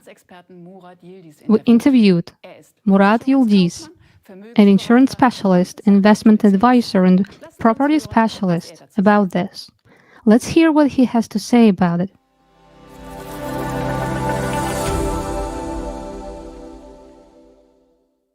The topic currently discussed the most, as well as during the last few years, is inflation. That means it has always existed. But now, during the last 2 to 3 years, inflation has been so high that unfortunately, everyone feels its impact, and every day, while shopping, we can see the value of money depreciate. In this respect, unfortunately, things look gloomy. And no matter how bad it sounds, this is just the beginning. So, I believe that in the nearest year or two, the situation will only worsen. Regarding the economy doing well, I'll leave that aside. I wouldn't put it that way. That's the way they're presenting it. But when you look at small and medium-sized companies, before the crisis, there was a change in the legislation that no longer requires companies to file for bankruptcy, which means that many companies that should have been closed down due to their financial reasons still exist. And it looks as if the economy is doing well. But at the same time, many employees have been made redundant, and now a large number are working less hours. In my opinion, all of these are just embellished messages. And everyone can see the proof of it by simply counting what they can buy for the same amount of money now compared to what they could have bought before. It means that from the economic point of view, people are not doing well, and it's being felt. You can say and show whatever you want, but in reality, it's the opposite. So clearly, everything is not the way we are being told. For instance, they say that the crisis in Ukraine and supply issues or something else caused an increase in prices. There are two main causes of inflation. The first one is the shortage of raw materials, and the second is the depreciation of money. And if we break down the first cause, meaning the shortage of raw materials, into component parts, we can identify two more types of inflation. The first is the inflation of demand. When some products are extremely necessary, but there is a small supply of them. In this case, the product automatically becomes more expensive, which is quite natural. The market reflects itself. And the second one is the inflation of the production costs. Meaning, if the manufacturing cost of a product has increased, for example, a farmer grows tomatoes, cucumbers, and so on. But now he has to pay twice as much for diesel fuel. Then the production costs automatically increase. But these two kinds of inflation are actually insignificant because nowadays they account for a very small part of what we see and experience. Today, the main reason for inflation is monetary inflation. When the market is flooded with large amounts of money, or there's more of it being printed, which is exactly what the Central European Bank has been doing for the last 7 to 10 years, then the value of money depreciates. Unfortunately, it won't work with the current system.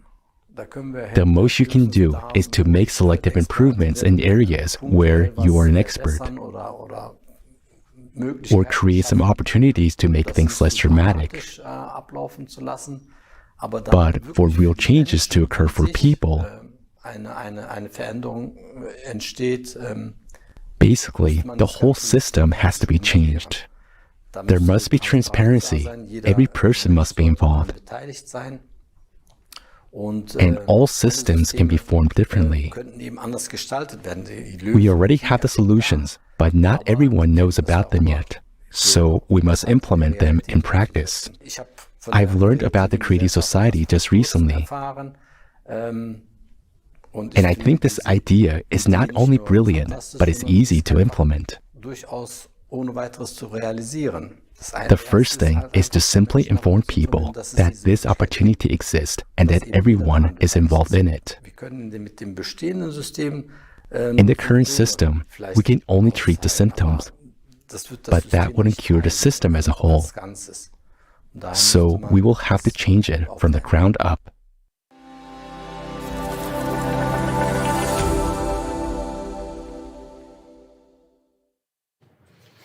Warum ist unser jetziges konsumistisches Why is the current format of our consumer society not suitable for solving society problems?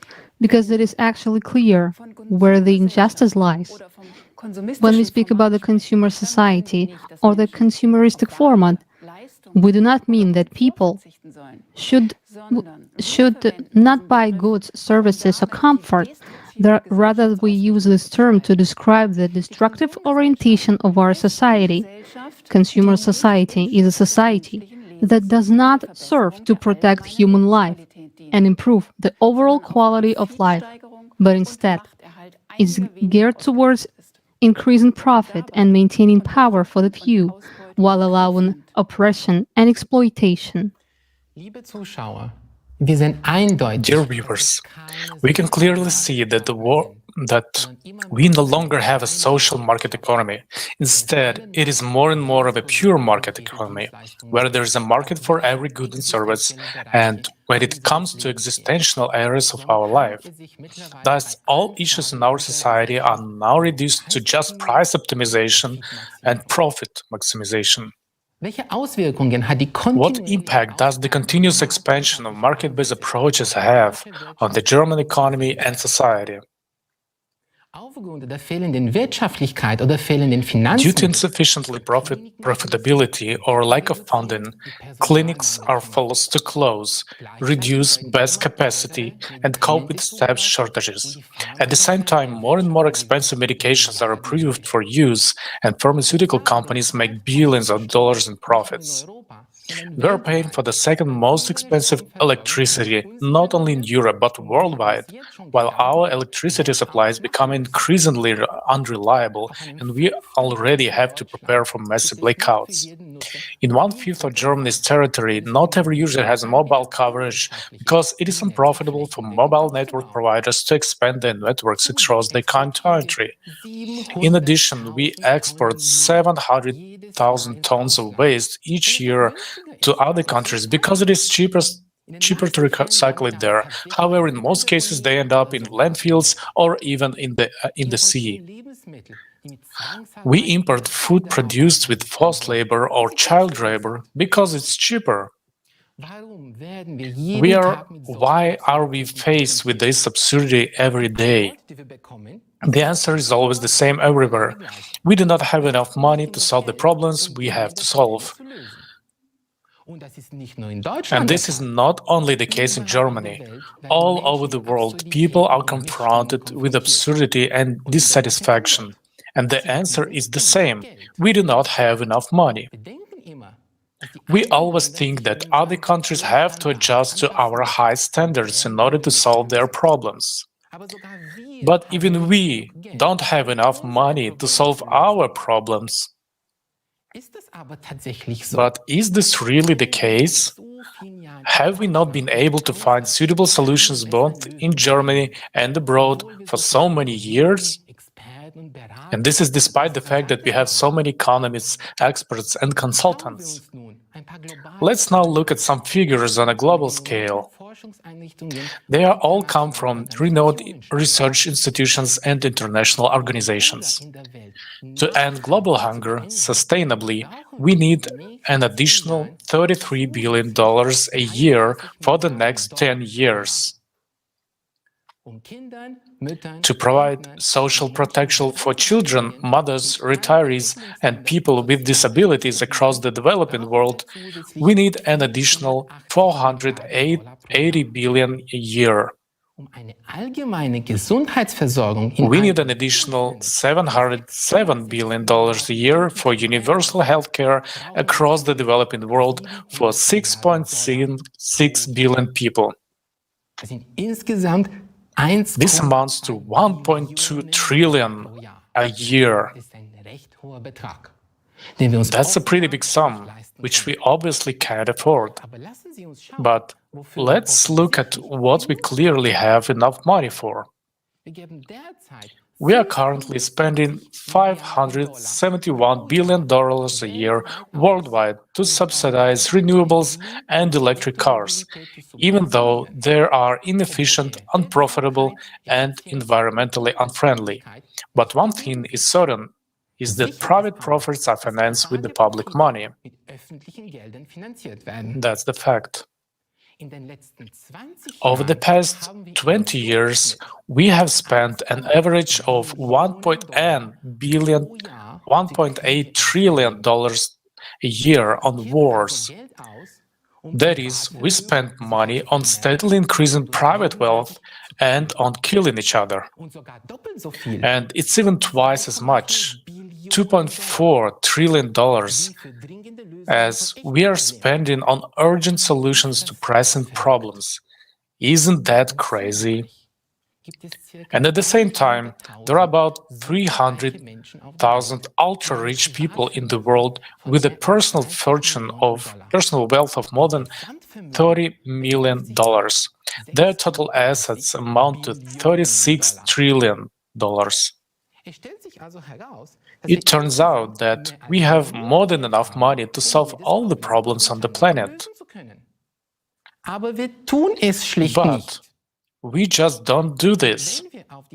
And if we look at the global distribution of wealth, that is what we find. 1% of the richest people own almost 50% of the world's capital, of the world's wealth. The 12th richest people own almost 90% of the world's wealth. The poorest 55% of people on the planet own almost nothing.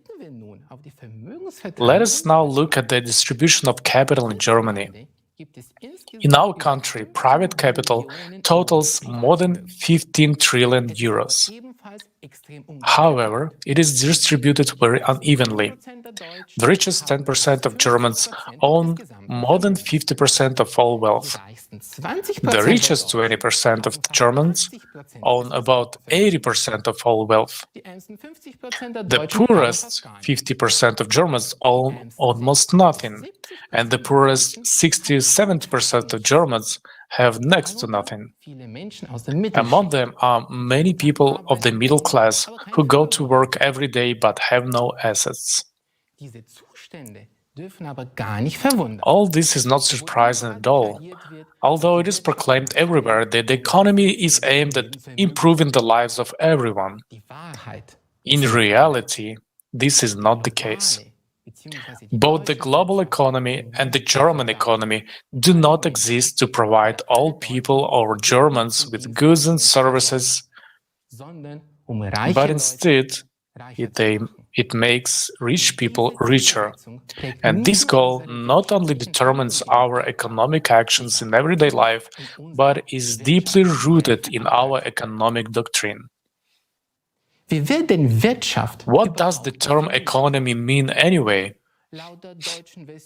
According to the German version of Wikipedia, it is the entirety of all institutions and actions that serve the planned satisfaction of needs.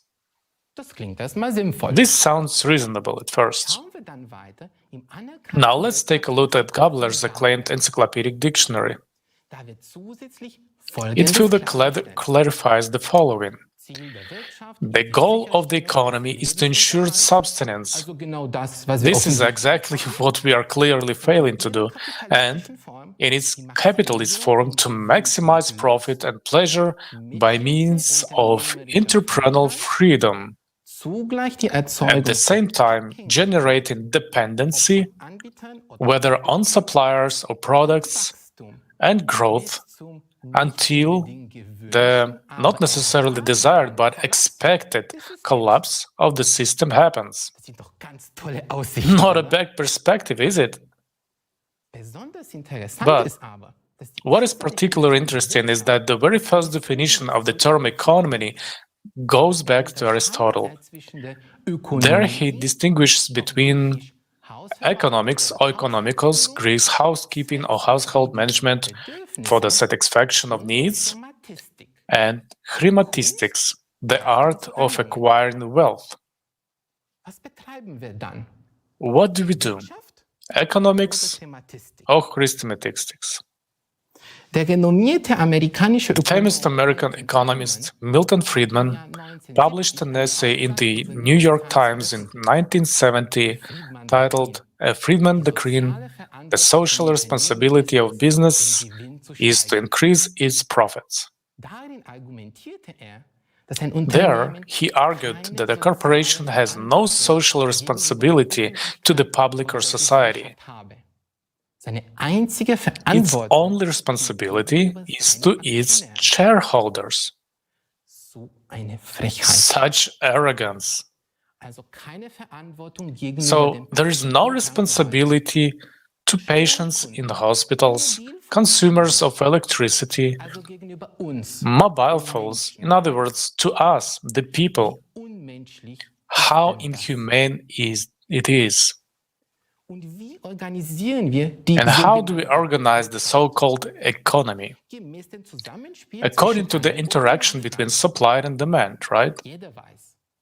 Everyone knows an increase in supply leads to a fall in prices, and increase in demand leads to an increase in prices. But the consequences of this are counterproductive to the point of absurdity. If we have high levels of production or overproduction, for example, in agriculture, we should be happy to have more. But for producers or farmers, in our example, it is sad news if prices fall heavily and they earn less than when production of yields are normal. When we face a crisis of shortage, it is a blessing for a few suppliers who still have goods in stock and can sell them at very high prices. While most starve or suffer, a few make a profit. This is exactly what happened in 2020 with medical masks. The high demand caused by the mandatory mask law led to five-fold price increase. Five-fold. How mean and unfortunate this was at the end of the day. In the 18th century, the Scottish economist Adam Smith, the founder of classical economics, introduced the concept of the invisible hand. In a market economy, the invisible hand is supposed to be an unobservable force that automatically brings supply and demand into equilibrium. We have had some 20 economic crises over the past 100 years alone. Where has this invisible hand been all this time, when millions of people have lost their jobs, homes, health, happiness, and hope? Do we want to continue to rely on this invisible hand in the current and coming economic crisis? Do we really want a market for all our lives? Do we want to continue to strive for profit maximization instead of livelihood security? Look at how paradoxical the economy is structured. Planning takes place at every level, in a family, in a small or medium-sized enterprise, in a corporation, in a government budget, and at the highest level in the national economy. An invisible hand must regulate market developments. How does this fit with our German common sense, with our desire for security and well-being, when everything should be under control? Let's look at German and international corporations. They employ hundreds of thousands, sometimes even millions of people. These corporations are richer and more powerful than many national economies. They are profit-oriented and extremely professional. They plan everything and stick to their plans. This is also consistent with economic doctrine. But at the same time, economic doctrine says that we should not plan for our common good, but leave it to chance. And what happens in times of crisis? Sometimes markets and whole economies collapse. Sometimes the state intervenes and rescues banks or corporations because they are systemically significant. During the 2008 financial economic crisis, profits were privatized and losses were socialized. Thus, in good times, corporations generate higher profits for their shareholders. In bad times, we all have to pay taxes to cover corporate losses. This is no longer a market economy at all. It is socialism for the rich and capitalism for the poor. And last but not least, in the 2 years of the pandemic crisis, the 10 richest people in the world doubled their wealth to a combined of $1.5 trillion, while millions of people lost their only source of income. How absurd can this economic system be? It is by definition programmed to fall, to a collapse. It is particularly prone to crisis. It always favors the rich, and there's always a clear loser. This is we, the people. Vielen Dank, Christian, für deine Ausführungen. Ehrlich gesagt, Thank you, Christian, for your explanations. Honestly, it's quite sobering to hear that our economic system doesn't really provide for social justice because everything is aimed at increasing profits rather than meeting our real needs. Du hast recht, Sylvian. Yes, you're right, Sylvian. Even though we hear about economic growth every day, the population is getting poorer. At the same time, the definition of the concept of the economy says that it should provide people with a livelihood. But today, things are different. Social injustices in crisis are taken into account and even systematically planned. But does that mean that we should continue to do so? Ultimately, economics is an agreement between people, not a universal law. Exactly. It also means that we have the opportunity to create new conditions to build an economic system that will not provoke crisis. Now we can see that we are already heading towards the next big economic crisis, even if we can't judge it by the numbers yet. One thing is for sure, it can't continue like this. Changes will inevitably occur. Either there will be a collapse, or we will move to an economic model which can only be implemented in a creative format of society.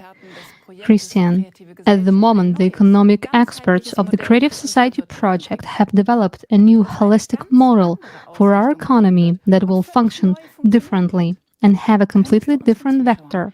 Could you tell our viewers more about this? Dear viewers, dear people, we urgently need a completely new economic model that guarantees sustainable benefits for all of us and will maximize our prosperity. I'm often asked, is this even possible? History shows us no positive examples. Yes, it is possible. And to do that, we have to fulfill only one basic requirement: unite in a creative society, in which human life is of the highest value, where all political, economic, and social activities are indeed directed towards the improvement of our lives. Freedom, health, safety, security, environment, and so on. This is possible only in an absolutely transparent and self-governing society in which there is no power. In a society where responsible and constructive management, in a society with no rulers, but with rules. As such conditions have been missing in society for centuries, all previous economic systems aided maximizing power and or profit are therefore failed. Moreover, we have currently reached a certain technological level that opens up completely different possibilities. The information you are about to hear is very important. It is life-changing. So please pay attention as we explore how our economic model will function. The ultimate goal of the economy in the creative society is to provide everyone with equal, best possible standard of living. We are talking about the highest quality of healthcare, education, housing, food, clothing. Everyone will have the best or everything according to the strictest quality standards. Imagine a stable economy with no crisis, no fear for tomorrow, and the entire population of the planet with a high and stable income, meaning everyone has great purchasing power as well as time to enjoy the products and services that the companies offer. To achieve this goal, the economic system needs a comprehensive transformation, which will happen in two stages. First, we need to transition from our current economic system to the economy of the creative society. This transitional period will last for about 5 years. A very important change will be the introduction of a single monetary unit created by a single World Bank that belongs to and is controlled by the society. An important condition that will be fulfilled immediately when we transition to the new system is the cancellation of all debts for countries, companies, and individuals. From that point on, it will be forbidden to lend money at interest. If you need money, you take it and pay back the same amount. The key element of the new economic model will be that every human will be receiving a monthly, unconditional basic income equivalent to 10,000 US dollars. This will create a high purchasing power for each member of society and ensure a stable demand for goods and services, which in turn will create conditions for the sustainable growth and development of businesses. With the help of an AI, the economy will be planned by and for the benefit of society as a whole. The worldwide demand will be formed by people themselves and analyzed by AI, which will be able to predict the required volume of production of food, goods, and services to provide each person everywhere in the world with everything necessary. This will ensure the most optimal allocation of resources and production volumes at the worldwide level. The demand for all goods and services will always be available online and accessible to everyone. For example, you want to start a business and inquire about opportunities in the field of your choice. The AI gives you a prediction about the current and projected requirements for this industry, and you decide what to produce or offer, and it will have a guaranteed demand. All new technologies will belong to society and will be fully available to any company. This will make it possible not only to automate the processes of production and economic activity of companies with the help of AI, but also to create conditions for improving the quality of products and services. Another important change: prices will be fixed from the beginning of the transition period. With the help of AI, specialists will calculate optimal prices for all goods and services, taking into account logistics and production costs. It will not be possible to increase the prices, only to decrease them, all while maintaining or improving the quality. Prices for the same goods and services will be the same everywhere in the world. Automation and new technologies will make it possible to work 4 hours a day, 4 days a week, all while having a high level of earnings. No matter how much a person works, he or she will continue to be paid the unconditional basic income every month. There will be an incentive for everyone to work in order to live an even better life. And no matter where in the world you choose to live and work, professionals with the same qualifications will be paid the same high wage for the same job all over the world. This will eliminate labor migration and the difficulties associated with it. Let's do a quick recap.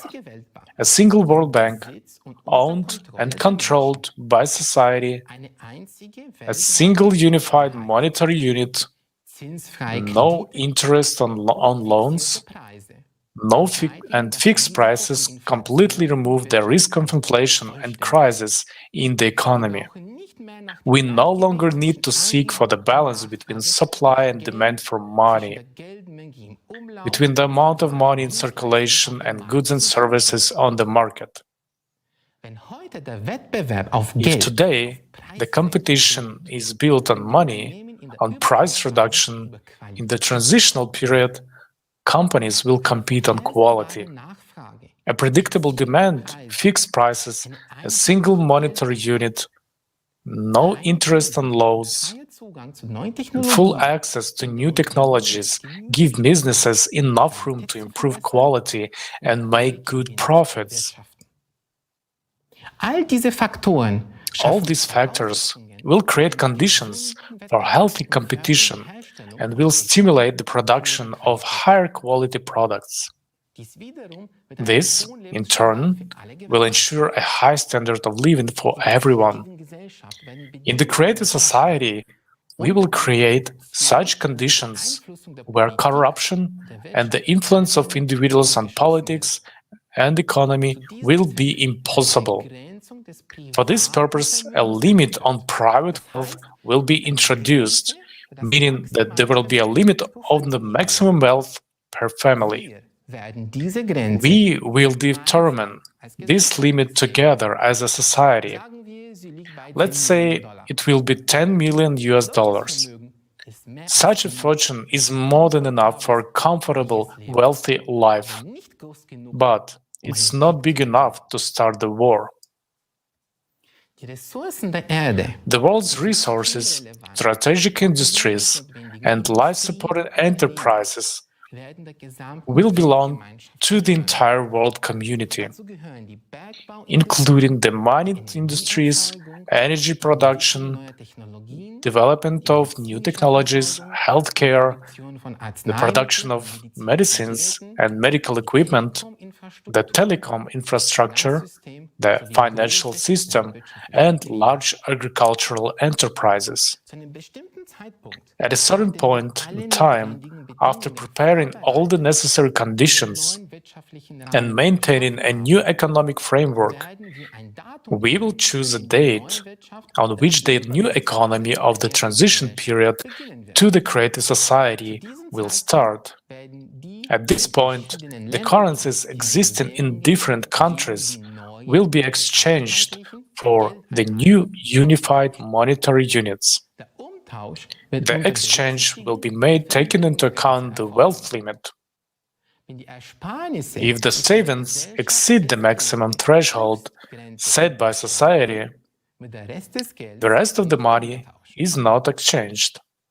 At the same time, all debts will be nullified, prices will be fixed, and the unconditional basic income will begin to be paid to every person. Wir lesen oft in den Kommentaren und werden Folgendes gefragt. We often receive questions in the comments because people cannot imagine this at all in the current consumerist format. Where are we going to get the money in the new economic model in order to pay everyone an unconditional basic income of 10,000 US dollars? This is indeed a very good question. But before we answer that question, let's understand that money actually is what money actually is in general. We use money as a medium of exchange to facilitate the purchase of goods and services. It doesn't matter whether it's made of metal, paper, or it's just numbers on a screen. For centuries, gold and silver had been used as money. But over time, people came up with the idea of depositing their gold in a bank and getting a receipt stating that the bank owed them that amount of gold. These receipts or banknotes were used as money.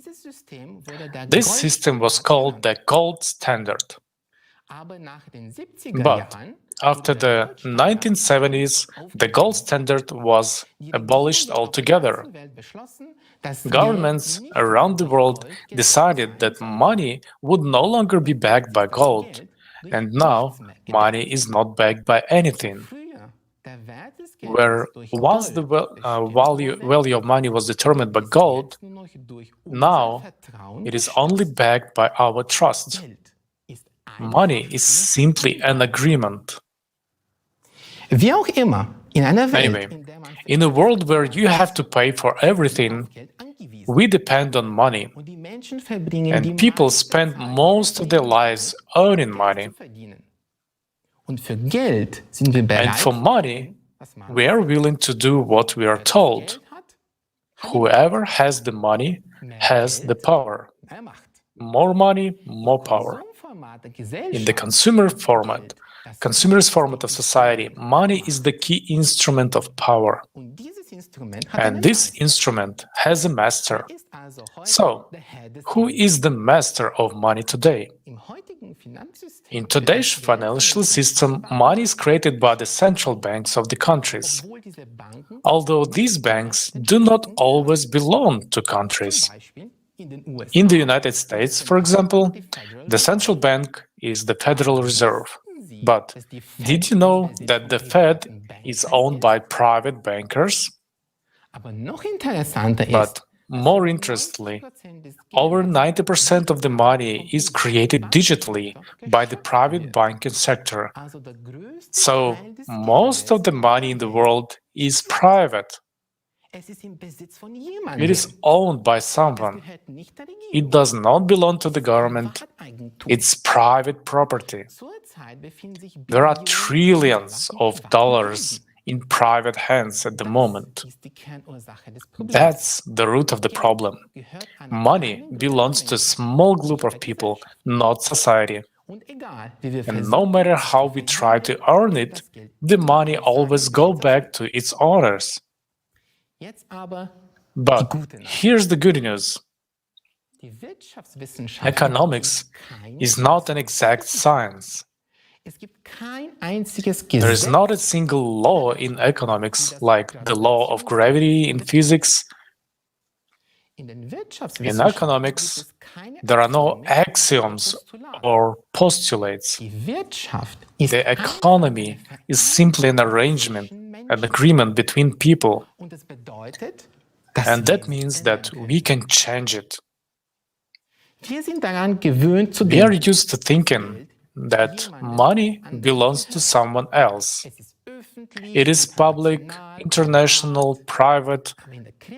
But in the creative society, money will belong to society itself. As we said earlier, there will be a single World Bank that will be owned and controlled by society. The function of this bank will be to create and redistribute money for the needs of society. A new, single, unified monetary unit will also be introduced. With this introduction, other currencies will cease to exist and all savings and income will be exchanged for them.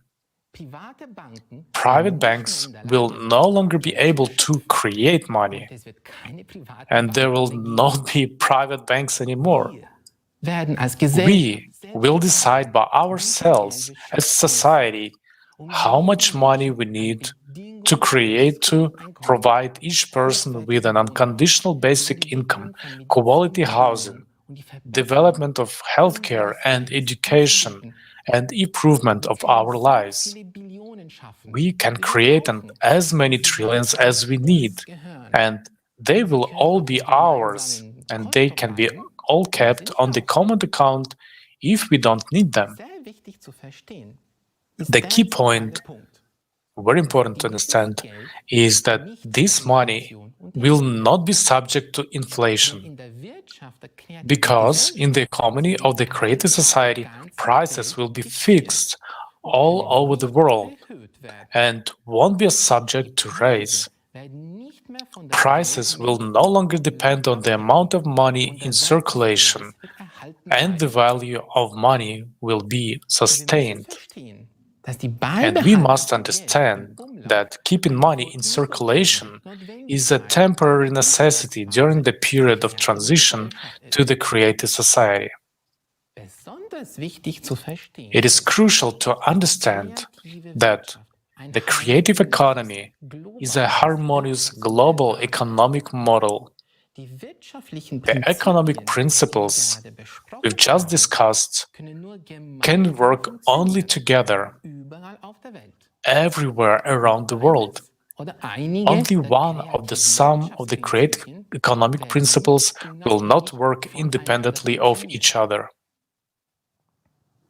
During the transitional period, we will be able to rebuild our economy, develop and make available new technologies in energy, science, healthcare, ecology, food, and other products to everyone. This will enable us to move on to the next stage, the economy in the creative society. This is a completely different world, a world of new, unlimited, accessible to everyone, and free energy. It is a world of new technologies for the production of goods and food throughout the control of elementary particles. In this world, we will no longer need money. In the creative society, each of us will be rich, confident in the future, and free to live the life each of us wants. Vielen Dank, Christian. Ich muss ehrlich sagen, dass Thank you, Christian. Honestly, I'm absolutely delighted with this economic model. With such a reorganization, we will have a lot of free time. We will have time for our families, for hobbies, for activities to which we could devote ourselves with joy and dedication. It's a life without a fear of poverty and social decay. Entrepreneurs will also have more safety, social recognition, and opportunities to develop in the creative society. Unfortunately, with the present-day economic system, we do not have such prospects. Another aspect that is increasingly destabilizing our economy is the progressive climate change. According to the Global Risks Report 2022, extreme weather events and environmental pollution are the main threats to the global economy. But climate change is not just a financial threat to our economy, it's also an existential threat to humanity as a whole. And this is what we will talk about in our next thematic block. We will present to you the scientific data that will change the way you think about growing climate threat. Unfortunately, the true causes of natural disasters are censored in mass media. Therefore, we hope that the presented facts, which are scientifically grounded and which are able to verify, will reach as many people as possible.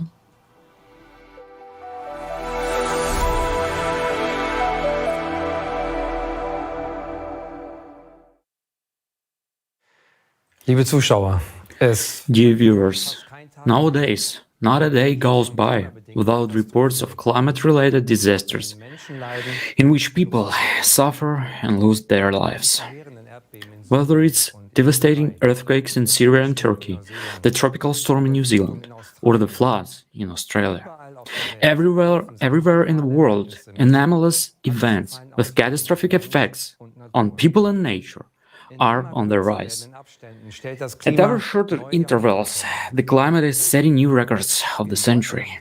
We in Germany observe these events from a distance and think that it affects us rather less, since we are not exposed to volcanic eruptions, tsunamis, or severe earthquakes. In the big headlines of international news, we only see the big events, and what is happening on our doorstep seems rather small and not so serious. Is that really so? Does the climate spare us? The volunteers of the Creative Society project have been carrying out climate monitoring worldwide for many years. Using publicly available sources of information, countries' weather services, media, digital monitoring platforms, and, above all, communication with the eyewitnesses of natural disasters. The information collected is reviewed and analyzed. This allows us to have a holistic picture of what is happening on our planet. In the following video, our international team took a closer look at the events of the last few years in Germany and put them together.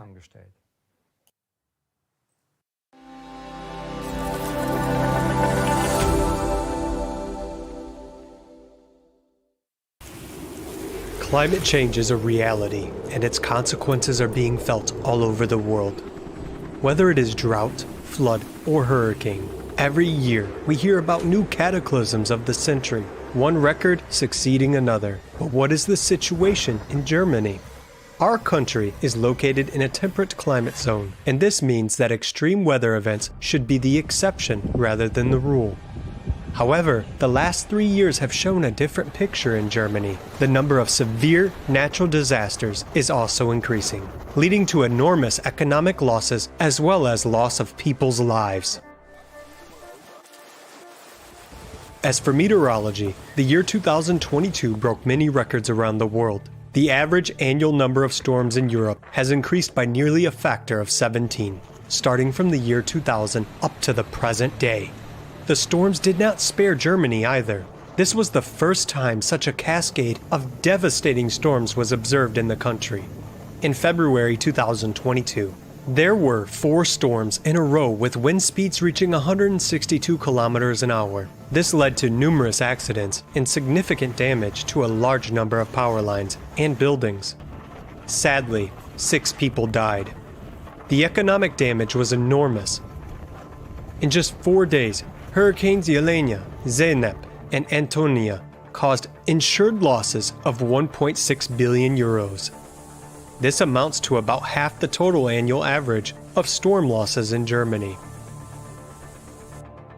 On May 20th, 2022, at least 8 tornadoes were registered. Such a large number of tornadoes is referred to as a tornado outbreak. 3 of them struck the cities of Lippstadt, Paderborn in North Rhine-Westphalia, and Holzminden in Lower Saxony. Each of them was an F2 category with wind speeds reaching 250 kilometers an hour. Analysis of satellite images showed that the tornado in Lippstadt left a devastated swath up to 950 meters wide and an overall length of 13.4 kilometers, according to insurance estimates. The damage amounted to about 50 million euros. In Paderborn, 43 people were hurt. 13 of them were seriously injured. The tornado left a trail of destruction up to 400 meters wide and 23.5 kilometers long. The storm damaged more than 100 buildings and toppled about 1,000 trees. The city of Paderborn estimates the damage of almost 150 million euros. The typical season for tornadoes in Germany is summer, but on November 17, 2022, an unusually strong tornado struck the northern part of the federal state of Saarland. 2022 was the tornado season with the highest damage in recorded history.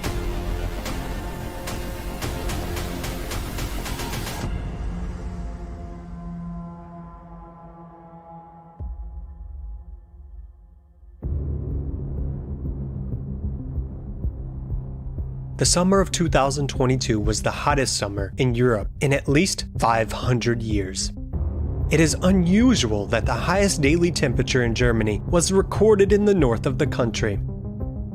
On July 20th, a new temperature record of plus 41 degrees Celsius was set in Hamburg-Neuweidenthal. On June 19th, 2022, the earliest snowmelt in 62 years was recorded on the Zugspitze.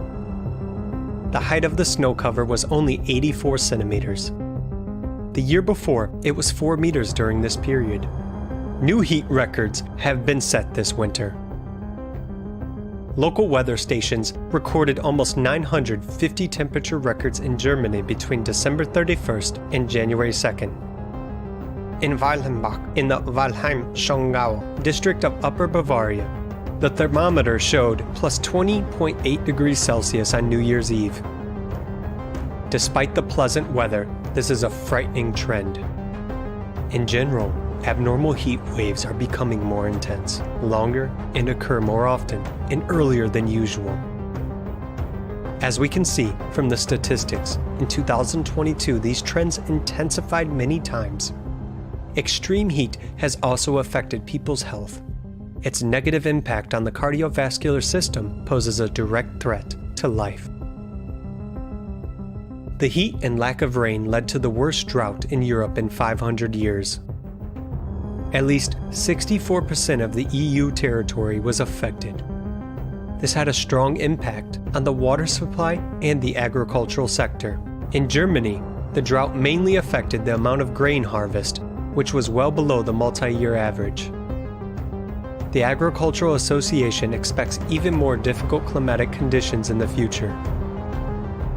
Forests also suffer greatly from the pronounced drought and heat.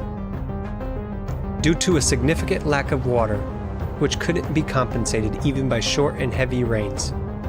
Forest owners have suffered a loss of 12.5 billion euros since 2019. And since 2018, about 400,000 hectares of forest have died due to rising temperatures and drought.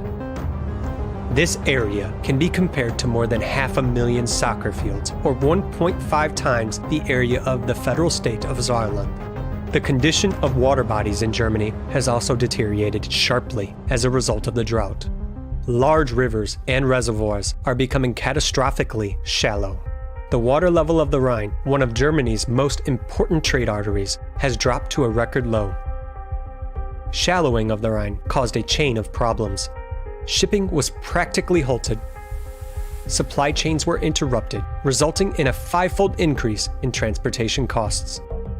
Low water levels in the rivers also affected energy suppliers, because, on the one hand, coal transportation was severely hampered, and on the other hand, the output of electricity generating power plants had to be reduced in order not to endanger the river ecosystem by discharging warm water from the cooling systems. The pronounced impact of the drought on the rivers of Europe is evidenced by the so-called hunger stones that have resurfaced across the Rhine, Weser, and Elbe rivers. They became visible due to extremely low water levels. These are ominous signs marking years of drought and periods of famine. In Germany, which is usually so abundant with water, reports of water shortages are no longer a rarity, as evidenced in particular by the dire water shortage situation in eastern Germany. 2022 was a record year of wildfires in Europe. Severe wildfires broke out in various European countries including Portugal, France, Italy, Germany, the Czech Republic, and Spain. As of October 15, 2022, their area was 772.5 thousand hectares. This is 3 times the size of Luxembourg. The European Forest Fire Information System, Copernicus, recorded 32 large forest fires in the past year. A total of 4,300 hectares were affected, an area larger than 6,000 soccer fields. Studies show that there has never been such a large number of wildfires in the last 100 years as in 2022. According to the calculations of the working team of the Federation of German Forest Owner Associations, AGDW, the damage in 2022 also reached a record level of approximately 30 to 40 million euros. The total damage to health, nature, and the economy far exceeds 600 million euros. Periods of extreme heat contribute to abnormal precipitation and hail. Long-awaited cooling often leads to the other extreme. In 2022, a new annual record of 8,000 cases of large hail, over 2 centimeters in diameter, and 1,300 reports of very large hail, over 5 centimeters in diameter, was set, surpassing the previous record in 2021. In Europe, 215 people were injured and 1 child killed in a hailstorm. In Germany, more than 25,000 hectares of farmland were destroyed by hail, resulting in a loss of about 50 million euros. Overall, German insurance companies reported losses of 4.3 billion euros due to storms, hail, and heavy rains in 2022. While 2022 was marked by drought, 2021 was characterized by extreme precipitation and catastrophic flooding. On July 14th and 15th, 2021, heavy rains in Germany caused floods devastating entire regions. According to the German Weather Service, up to 150 millimeters of rain fell in 2 days in Rhineland-Palatinate in North Rhine-Westphalia. The water level in the Ahr River has reached a historical record of more than 5 meters. Of course, we were always watching the level of the river and seeing how sharply it was rising, the water. But we never imagined that it could reach here. The message said, R rises 50 centimeters every 5 minutes.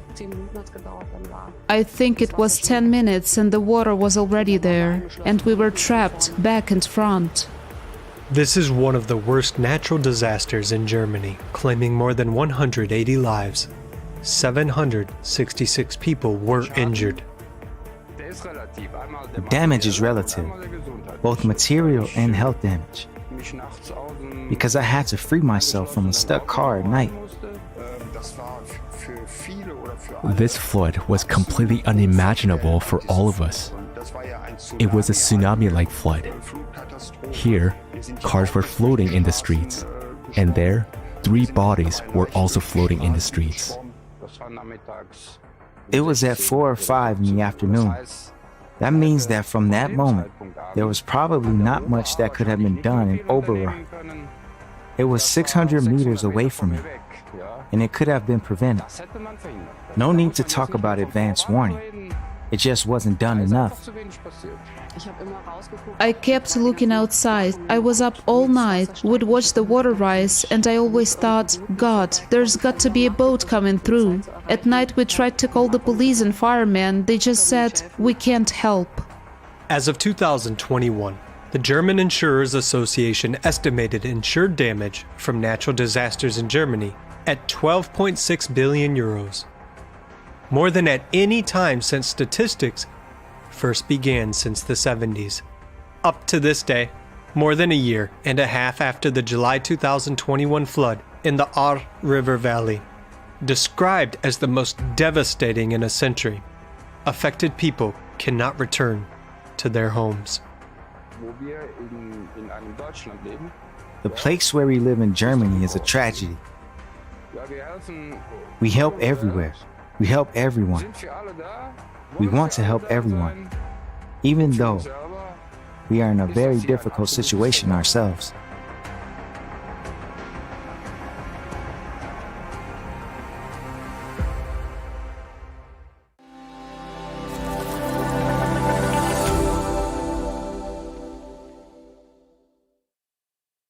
This video has clearly shown to us that climate change, with its intensifying natural disasters, is affecting our country already today, causing great destruction and financial losses. This material damage, however, is not comparable to the loss of human lives. The flood in the Ahr River Valley deeply shook our country. We are not used to seeing such footage in Germany. We usually only know such pictures from other countries. We would like to thank those few people who dared to share their experience with us. Many do not believe that people are afraid to speak openly about their grievances. We have learned that to this day, not all people have been financially supported, and many are still suffering from the consequences of the flood. This is happening in our country. Despite the fact that billions of euros of aid were promised, only a little part of this money has been actually paid. Although survivors report very praisingly and positively about the support and help they received from ordinary people, neighbors and volunteers, but this help was far from being enough to cope with the consequences of the catastrophe. These events show us that a high-tech country such as Germany is obviously unprepared even for regional disasters to quickly protect human lives and provide the necessary help in time. In the Ahr Valley, the system of communication between public authorities broke down completely. Therefore, important coordination tasks could not be ensured. Instead of drawing the right conclusions and uncompromisingly coping with mistakes, spendings of the Federal Agency for Technical Relief were cut in 2023 federal budget. The course of the Federal Warning Day in Berlin at the end of 2022 also shows us that the necessary consequences were not drawn from the experience of the disaster in the Ahr Valley. Only 20 out of the planned 400 warning sirens were installed. So how are we prepared for the new disasters which will definitely increase and aggravate? Can we be sure that we will be warned beforehand? Can we expect to have a coordinated assistance in time?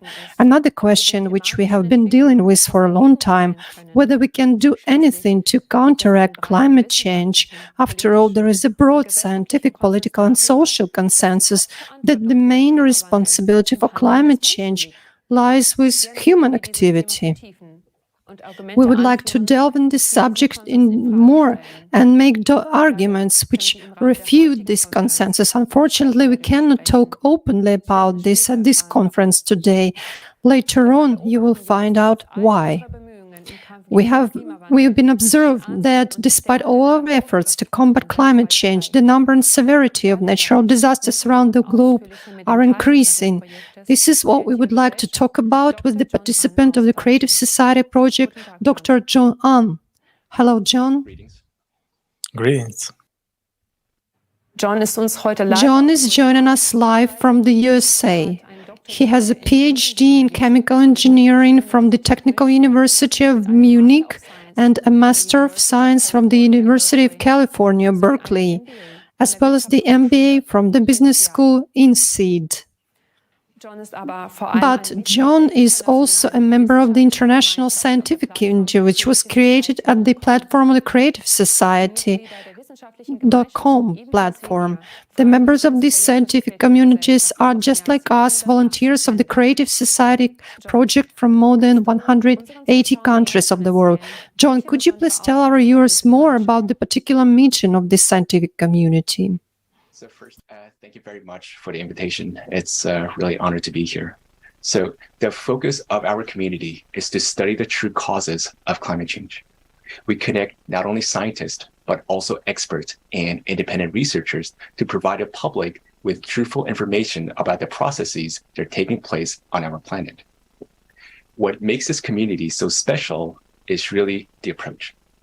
Currently, scientists investigate only from one angle. For example, volcanologists rarely talk to glaciologists. Climatologists generally don't collaborate with geologists. While they're experts in their own field, scientists typically don't have understanding in adjacent disciplines. In fact, it's not even their task to see what the overall picture looks like. But in our research, we take interdisciplinary approach. And thanks to this, we can see the whole picture of what is going on with our planet. John, wie eingangs erwähnt, beobachten wir, dass Naturkatastrophen auf der Erde. John, as we already said, we observed that the number of natural disasters on Earth continue to increase. What processes are responsible for this development of events? I'd like to start by highlighting some of the anomalies observed in our planet, which I'm sure you have heard of. The first is the melting of glaciers in Antarctica. Now, many people believe that Antarctic glaciers are melting uniformly throughout the continent. That is not correct. The glacier mass in West Antarctica, represented by the teal color on the graph, has been melting quite fast since 1995. But on the other hand, the yellow color on the graph, representing the mass in East Antarctica, hasn't changed much over the last 30 years. How is this possible? Geologists are well aware that West Antarctica is a relatively young continent with a thin crust, as shown on the left by yellow and red colors, while the eastern part is a thick, massive plate shown in blue and purple. Furthermore, volcanologists know that the Antarctica is an active volcanic region with about 140 volcanoes under its ice, most of which, as you can see on the right, is located in the western part of Antarctica. Why this matters? Because according to multiple studies, magma is rising. When magma rises, it activates volcanoes, which are located underneath the melting glaciers in the west. Moreover, this heat flow from beneath would impact the most where the crust is the thinnest. This is Western Antarctica. In other words, the glaciers are melting from bottom up. One piece of evidence indicating the rise of magma or heat flow from beneath is the temperature change of the Weddell Sea, which is located off the coast of West Antarctica. The water at the bottom of the sea warmed up nearly 5 times faster than at the top. This happens because most of the heat is coming from the bottom, not from the sun. Another evidence indicating the rise of magma is an increase in seismic activities. The number of earthquakes is shown on the graph on the left, and the magnitude, or the total energy release, shown on the right, have been increasing since 1995. The increase in seismic activity also correlates well with an increase in global temperature. Let's have a closer look at the location of earthquakes before and after 1995. As you can see on the screen, earthquakes are now emerging in regions where they have never been before. Moreover, earthquakes have started to occur in waves and synchronize around the world. We had an example of this in Turkey and Syria last month. First, earthquake of magnitude 7.8 and 7.5 occurred on February 6th, followed by a series of earthquake cascades around the world. And just 2 weeks later, earthquakes of magnitude 6.4 and 5.8 occurred again in the same region.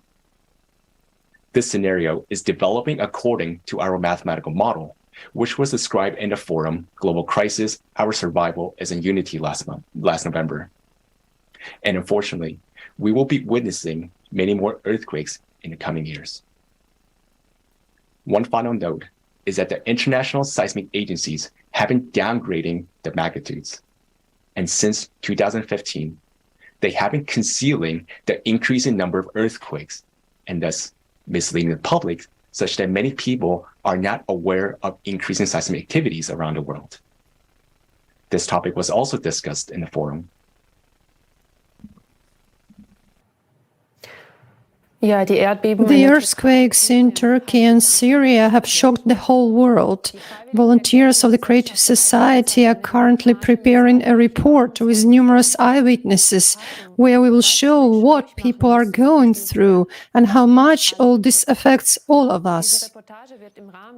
This report will be presented at the upcoming forum Global Crisis, There is a Way Out, which will take place on April 22nd, 2023.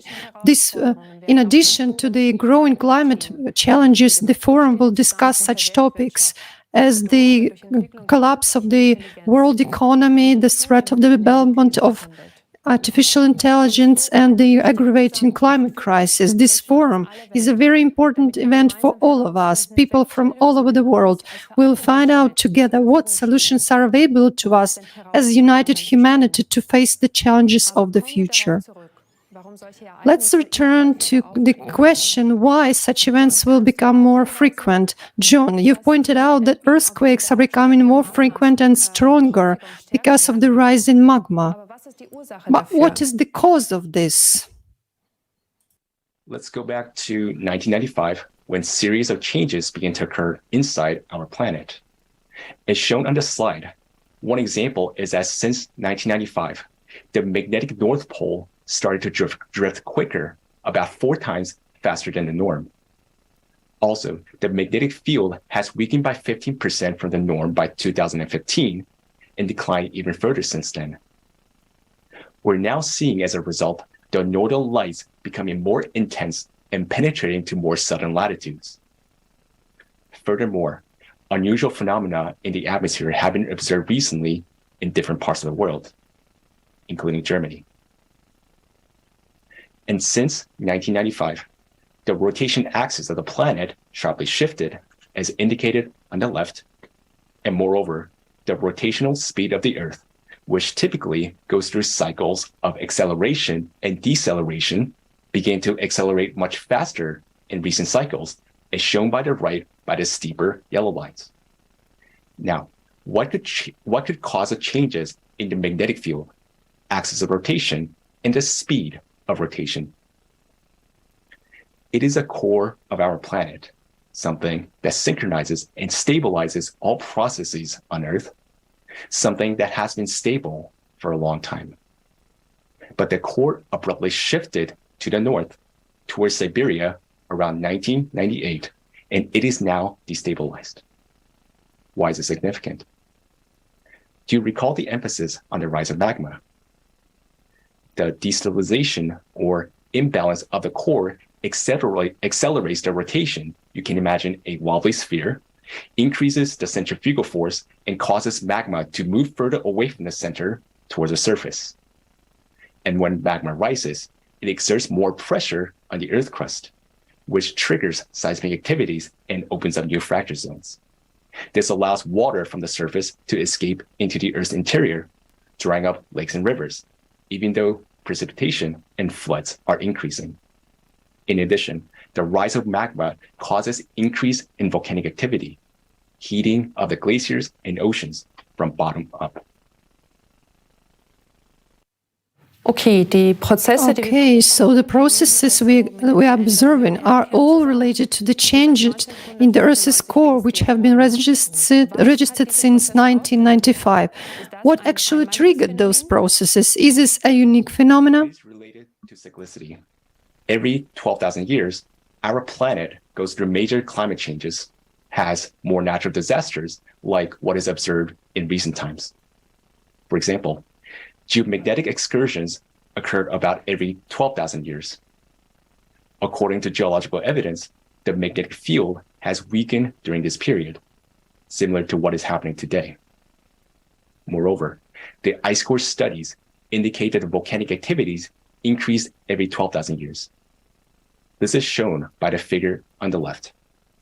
Note the periodicity of the big red circles, which reflects the size of the eruptions.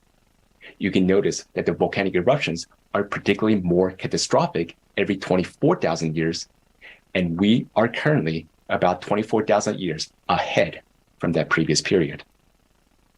So what does that tell us? We're about to go through major climate catastrophes. What we have seen so far is only the beginning. Many more are ahead. And based on our mathematical model, already in 2028, just 5 years from now, there will be nearly 700 destructive earthquakes per day. Life will soon become unbearable. In addition, economists from various countries estimate that the world's GDP as early as 2030 will not be able to cover all the losses from natural disasters. Our planet had made through previous cycles, albeit with great losses, but not this time, because we humans have destroyed the ecology of our planet and killed its immunity, the self-defense system. More on this topic was voiced on last November's forum. Watch it, and you will understand that we urgently need to act. This information gives us entirely new prospects of perspective of climate change as opposed to what we understand by it today and how we try to solve this problem. But in your opinion, is there a way out of this situation? What can we do to oppose the increasing climate change? We first need to identify the true cause of the problem. In light of this, it is important to note that similar changes are occurring recently on other planets of the solar system. Just like on Earth, on Uranus, Jupiter, and Venus, for example, the temperature, wind speeds, the size of the storms, and volcanic activities are increasing. On Mars, ice caps are melting. Subglacial lakes and strong Mars quakes caused by the activation of magma in the Martian mantle are found and observed. Because similar anomalies are observed on other planets, this indicates that there is some external factor, some sort of energy, let's call it external cosmic radiation, entering our solar system, energizing the interior of planets and leading to changes in climate. To counteract this type of energy, we must 1, study the nature of this cosmic radiation. 2, find a source of energy equivalent or superior to this external energy impact and learn to use it. Only then will we be able to stop the catastrophic effects on our planet. While this type of energy has not yet been studied by modern science, many closed laboratories are already conducting research in this direction. Unfortunately, not to stabilize the core of our planet, but for military applications. Scientists working in this area have the necessary skills, experience, and understanding that the world-famous Nobel laureates and grant eaters have never even heard of. But these essential scientists will not be able to work on our survival because no countries will let them, as long as our world continues to live in a consumerist format, the format of the eternal race for domination, influence, and power. Because every state in the race for domination will hide its real best minds to the very last. So the real essence of the climate problem is that scientists cannot be united in the current format of society. Thus, if we really want to survive, we should change the very format of society, the very model of our social organization. We need such a format of society which would provide no conditions for wars to break out and where it will be impossible for few to rule over billions. And it doesn't matter what this format will be called. What is important is the conditions it will create in society, the conditions where human life will have the highest value. This format is what we call creative society. Creative society forms such conditions in the world in which we will finally end the competition for profit and power. And most importantly, we can bring real genius scientists together. Only this will give humankind a chance to find ways to counteract this cosmic radiation, to stop the destabilization of the core, and to prevent the growth of climate catastrophes. In the creative society, humanity gets a chance to survive. And what's more, we get a chance to build a unified civilization, as we should be, so that never again will humanity face such threats. Creative society is our real chance for life. Thank you so much, John, for this valuable report.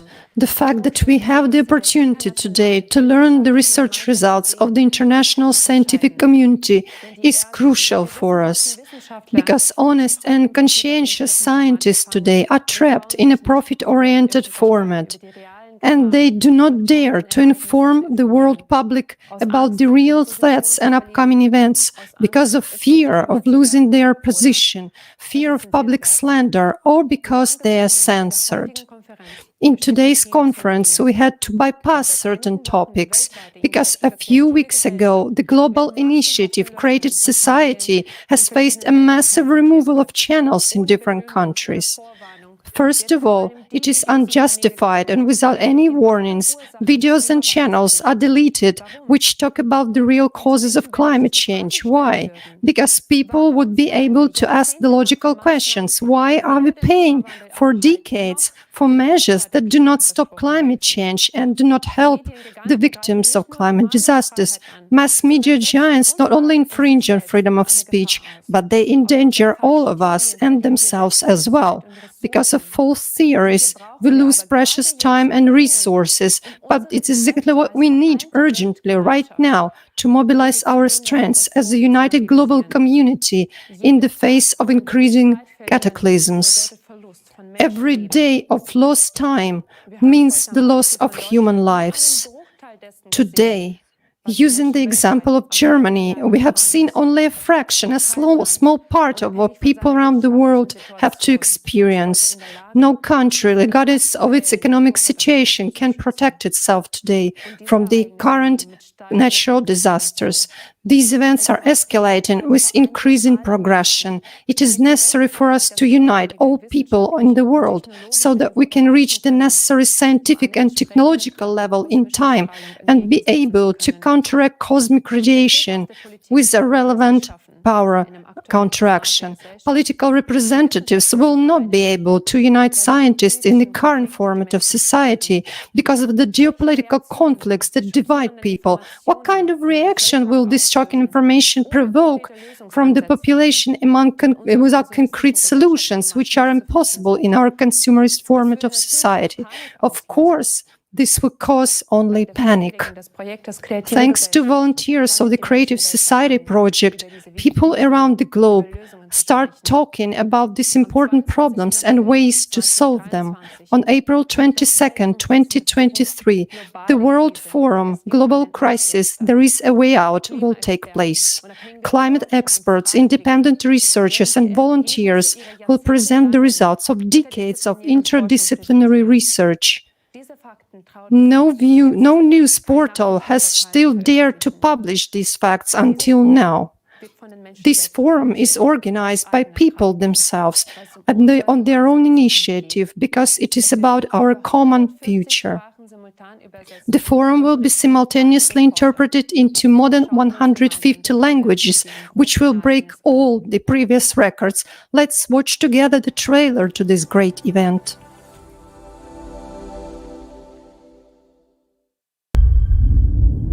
We tell the truth that is hidden from people. We are independent volunteer researchers from 180 countries. We conduct interdisciplinary research that no other institution or organization in the world can handle. The global crisis is a terrifying reality that has engulfed our world and will soon completely destroy it. Unfortunately, most people today are unaware of the impending threat.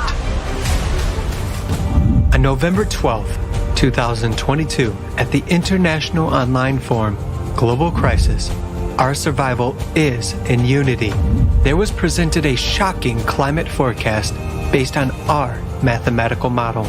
Now, we know the exact date of our planet's destruction and the natural disasters that will cause it. This climate report is the result of 26 years of hard work by a huge number of volunteers, scientists, experts, and independent researchers. The climate Cerberus is gaining strength with each passing day. It is obvious that if we don't take any action, all of humanity will perish. On April 22, 2023, at the next International Online Forum, Global Crisis, There is a Way Out. You will learn what events will occur on our planet before the year 2036, and why the destruction of the planet is not the worst thing that humankind will have to face. There are only a few years left to change the course of events. We still have a chance, but in order to use it, all people must learn about it. Today, the future depends on everyone's choice, and the choice is simple: to preserve life on Earth or not. To prevent fatal events and find out what you can do to save humanity, join the International Online Forum Global Crisis, There is a Way Out, on April 22nd, 2023 at 1500 GMT. Join in. Spread the word about this forum on all platforms, in all social media. Everyone should know about this forum. The official website of the Creative Society International Project, creativesociety.com.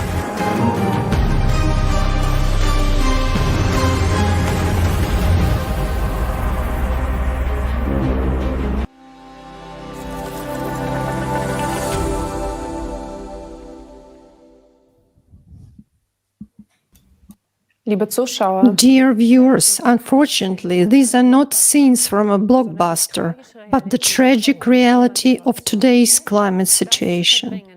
Denying this can cost us our lives. It is not scaremongering, it is our appeal to you, because many people are still sleeping while our common home is on fire. Only when we understand the seriousness of our situation, we will see that there is no time for divisions and we must act as one united human community.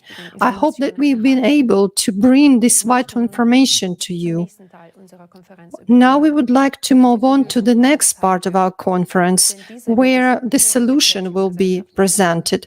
But this will only be possible in the creative society, where the scientific and technological potential will be united, free from geopolitical interests, and it will ensure that we will be able to counteract climate processes. About how we can build the creative society within a very short period of time and thus find the way out of all the crises, we will tell you in our next thematic block.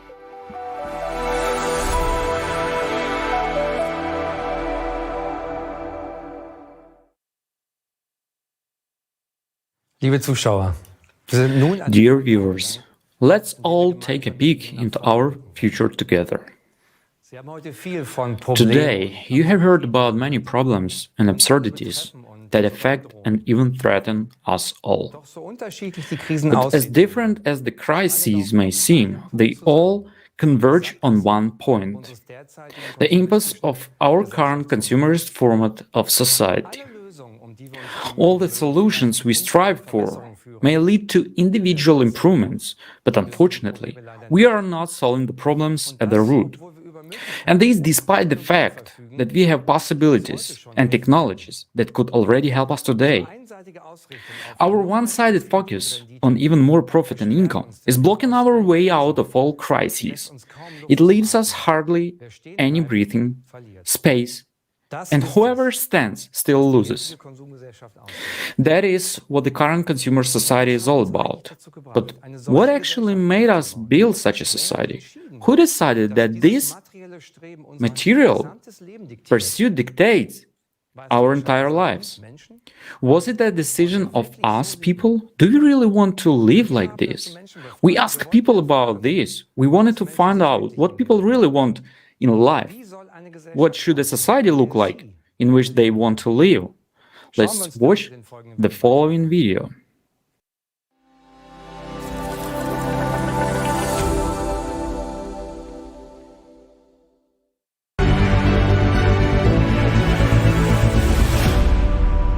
I would like to live in a society where I can say that my grown-up children and my grandchildren have a happy future.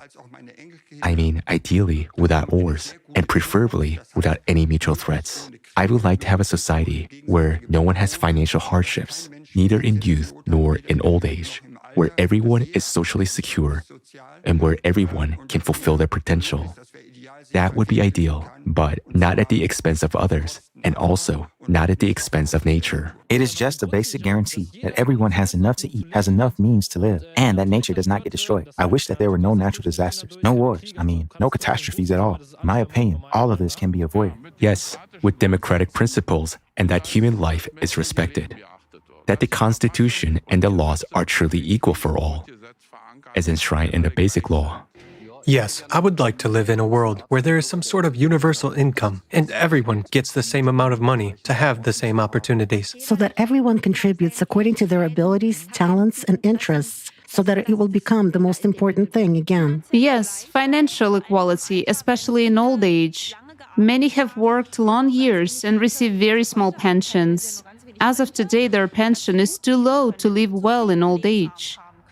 Any education should be free. Knowledge should not cost money in order to be able to further educate oneself. So that children grow up in the society where they can think freely, speak freely, where they can simply trust their perceptions.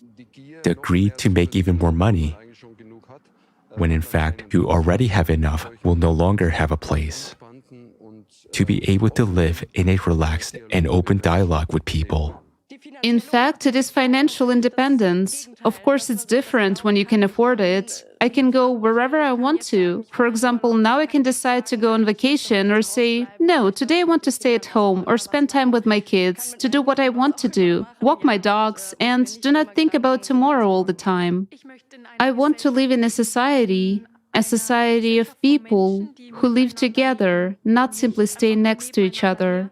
There really should be created conditions ensuring that you can get information completely independently. It should be freely available, and you can really have any information you need to make decisions. Then it will be worthwhile, at least for society, because all people will be more motivated as they realize, yes, now I can make a difference. And I do it. And I'm doing it now too, because it makes the world a better place.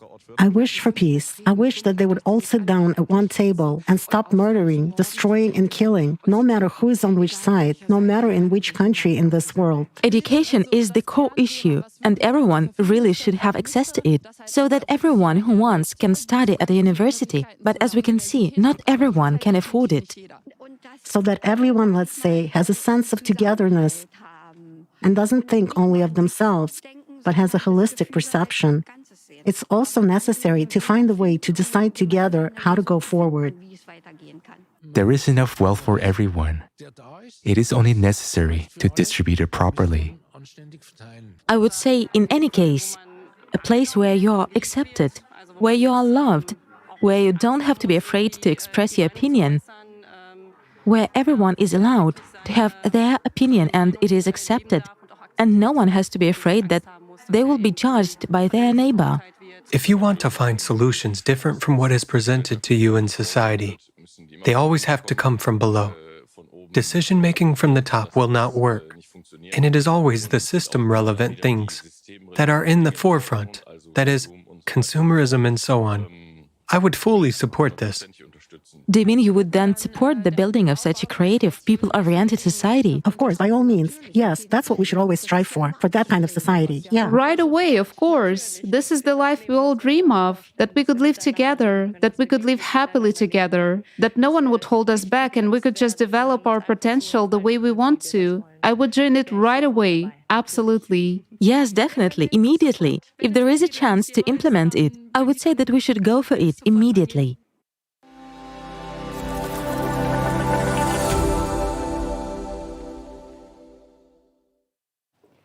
Können Sie sich den Antworten Do you agree with the answers? Isn't it also your wish to live in such a society? These are exactly the questions volunteers have been asking millions of people for 10 years in the world's largest society survey in 180 countries. What kind of society do you want to live in? The essence of the answers shows one common and universal understanding. People want to live in freedom, in security, and without wars. They want to be respected and loved. As a result of these years of international social surveys and expert discussions, the model of the creative society was developed, which corresponds to what people want. But the essence is more important than the name. The foundation of the creative society is formed by the 8 pillars that encompass all spheres of life in society. Let's now take a closer look at these principles. In der kreativen Gesellschaft ist der Mensch die grundlegende Einheit. In the creative society, the human being is the fundamental unit of the society. Humanity is just one big family. The 8 pillars of the creative society are the base for that. The first pillar, human life, is the most important one of them. Human life is the highest of values. A life of any human being has to be protected as one's own. The goal of society is to entrust the guarantee and the values of human life. If one human is valuable, then all humans are valuable. The second pillar says that all people are born free and equal. Everyone has the right to choose. There can be no one or nothing more superior to a human, his freedom and his right. The third pillar is human safety, ensures that every human is provided with everything they need for a safe and comfortable life free of charge. Includes, and other things, food, medical care, housing, and a basic income. Technology will not be developed for wars, but for the people. The unified global service dealing with emergencies situations will protect everyone from threats and disasters. Transparency and openness of information for all As the themes of today's conference has convincingly shown, we desperately need reliable and trustful information. This is the guaranteed by the fourth pillar. There is no more secrecy, and everyone has access to information and the status of implementation of society's decision and the distribution of public funds.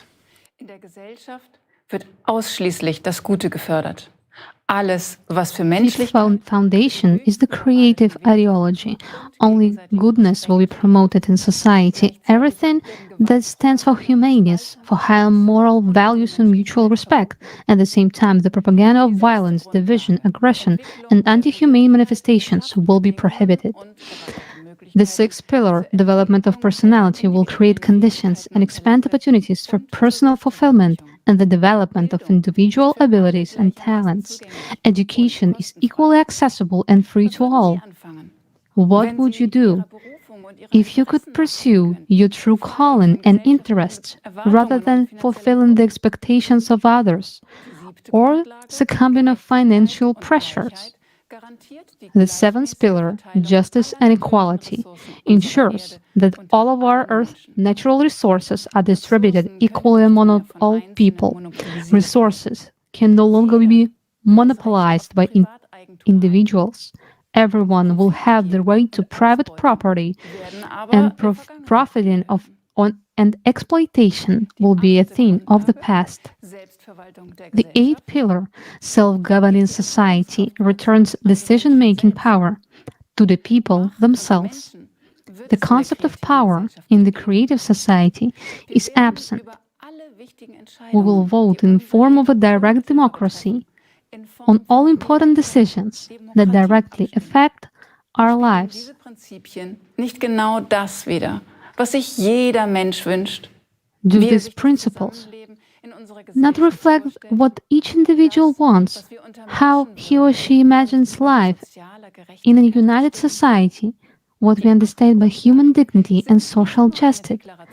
The eight pillars are not only a declaration of human rights, but also a guarantee of a better quality of life. Lassen Sie uns nun schauen.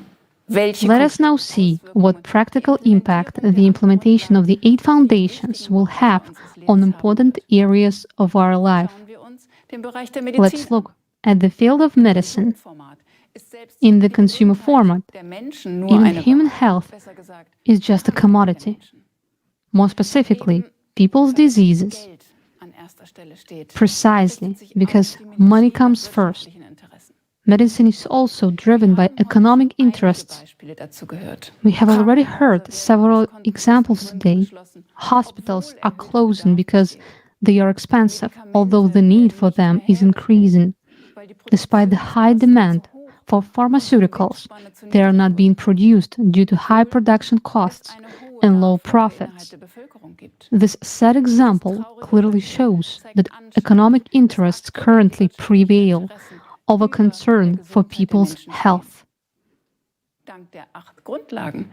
Thanks to the eight pillars, this will be not possible, because human life will become the highest value at the legislative level.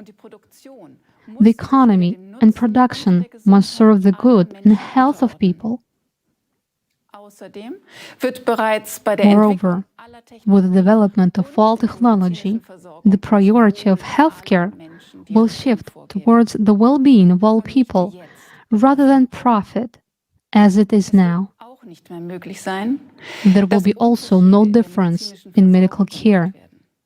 The eight pillars ensure that all people's lives are equally valued.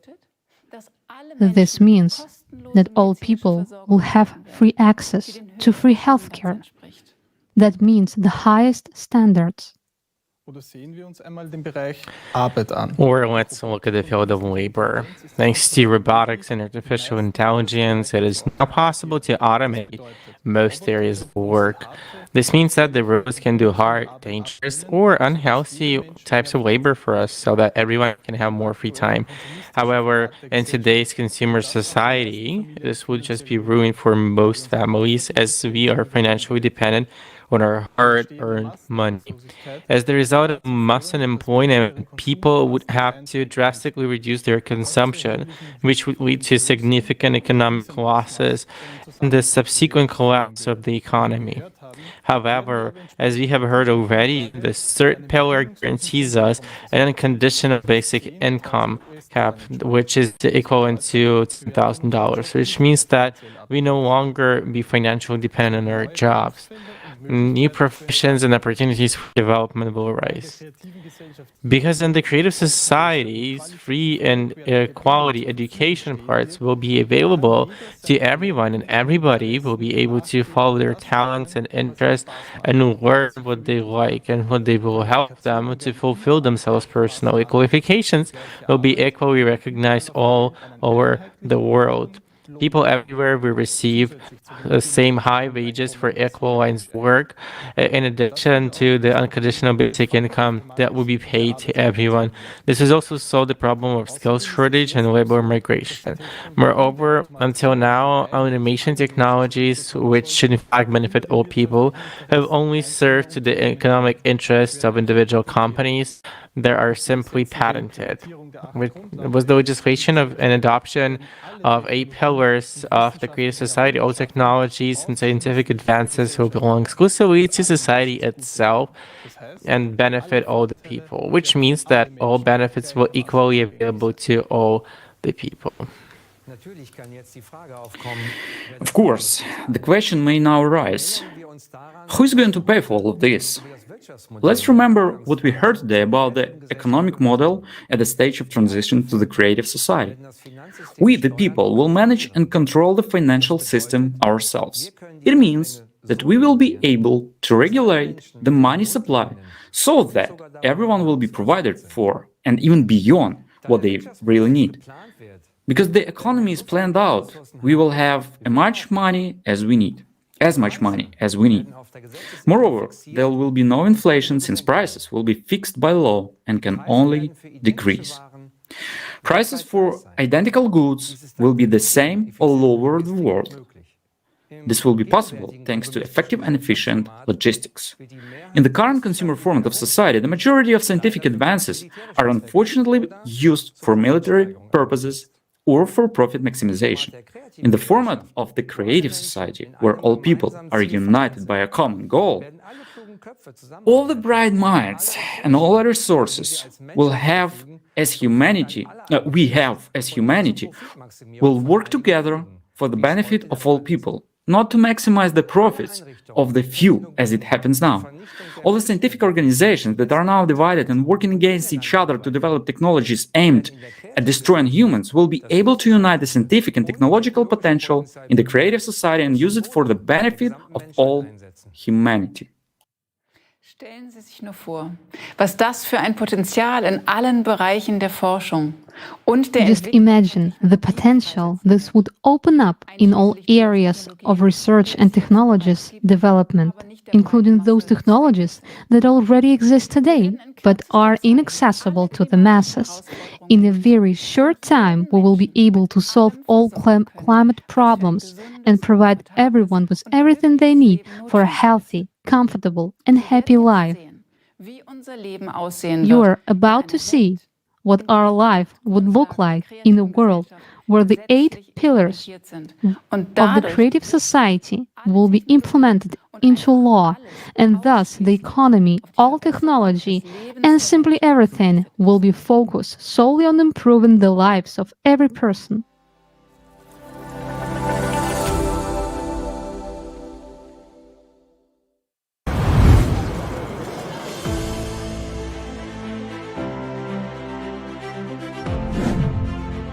Safety. In the creative society, human life is the highest value. This society will be safe for you and your family. The latest technologies will be implemented everywhere to help security services stay ahead of the curve. We will finally have a sense of security. Concepts like crime, missing people, killing of children and adults will no longer exist in any part of the world. No longer will you be afraid to let your child go to school or outside. You won't be afraid to walk home late at night, go for a jog, or go to concerts. In the creative society, no crime or offense will go unpunished. In the creative society, the safety of each person is the highest priority. Healthcare. In the creative society, healthcare will be top-notch and free for every person all over the world. Imagine artificial intelligence that incorporates the expertise of all the best doctors in history. It controls high-tech robots that perform tasks of any complexity. These cutting-edge technologies make healthcare in the creative society of a high quality. Right now, health is a commodity, whereas in the creative society, everyone's health is a priority. After all, we benefit from the fact that every person is healthy and we have a healthy nation. Thanks to the development of nanotechnology and artificial intelligence, epidemics, cancer, diabetes, asthma, and all other incurable diseases will be a thing of the past. The very approach in healthcare will change, as it will be aimed at preventing diseases. And in general, we will finally get real treatment and real recovery. With such a development in healthcare and technology, it is quite possible to prolong human life beyond the species limit. The creative society is all about healthy and happy people. Education.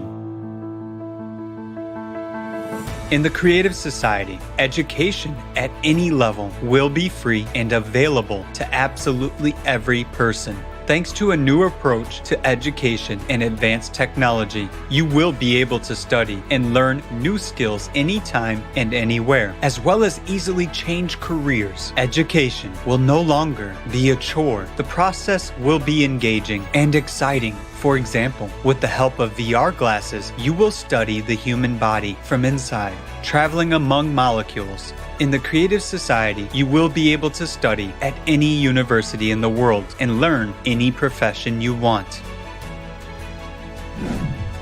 Economy. No inflation.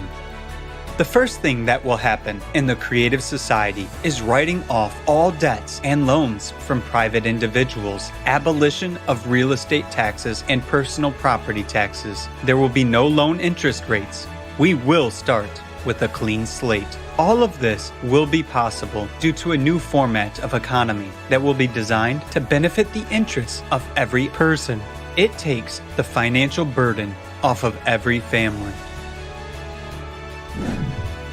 Workday. By birthright, every person, regardless of their status, age, gender, or race, are guaranteed a monthly universal basic income that will provide for all of your essential needs.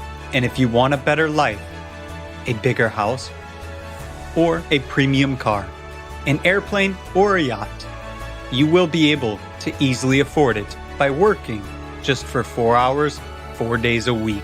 You will have a job that you like and enjoy, one that you really love, and in which you will be able to fulfill your potential to the maximum. All the hard, monotonous, and damaging human health work will be performed by robots and automated systems. This is already being gradually implemented, but in the consumerist format, its large-scale implementation threatens with mass unemployment and the collapse of the economic system. Yet, this is not the case in the creative society. It will only benefit humanity. After all, technology will be available to all people. All these innovations will give us a lot of free time. Finally, fathers and mothers will be able to watch their children grow up and spend as much time with them as they want. People will have time for everything: hobbies, self-development, traveling, learning new skills, and a lot more. The creative society gives people free time. Every working person will have at least 2 months off. You want to go with your whole family to the Maldives or anywhere else in the world to see some places of interest or visit relatives on other continents. No problem. You'll be able to really spend your vacation the way you want to, rather than opt for what you can afford. Traffic jams. Free roads. It's real. And most importantly, safe ones. There will be no accidents, and we will be able to solve the issue of traffic jams. You will no longer have to waste your time. Every city will have a smart system connected to all cars via artificial intelligence. This system helps regulate and control traffic on the roads and calculate the best routes. Cars in the creative society will be able to block the engine start if the driver is intoxicated, analyze facial expressions, detect driver drowsiness and distraction. In case of a threat, the car will signal the driver. If they do not react, the car will turn on the emergency lights, head to the side of the road, and stop. Alert the driver of danger and take control in a critical situation. In the creative society, everything is built around the comfort and safety of humans. Housing. The good news is that we can provide every person with free housing. We already have a huge amount of breakthrough technologies. Some of them already allow us to build comfortable housing quickly and efficiently. In the creative society, every person will be provided with a minimum of 650 square feet per person, absolutely free by birthright. If you have a family of 4, you are provided with a house of 2,600 square feet. No mortgage, no rent to pay. You won't have to pay utilities or property tax. The house will be equipped with the most advanced technologies available to society, and that means that all household chores such as washing, cleaning, ironing, and cooking will be done by robots only, which will do that quickly and perfectly. Human beings are not slaves. Human beings should live a free and happy life. Equality. In the creative society, all people will have equal rights. There will be no racial division. In the creative society, you will have rights in actual fact, not on paper. Ecology and food. In the creative society, thanks to the unification of scientific potential, we will be able to solve many problems related to ecology and climate. We will finally have clean air and clean water. Food will be healthy, delicious, and of high quality. You won't have to worry that you'll put on weight and that food will negatively affect your health.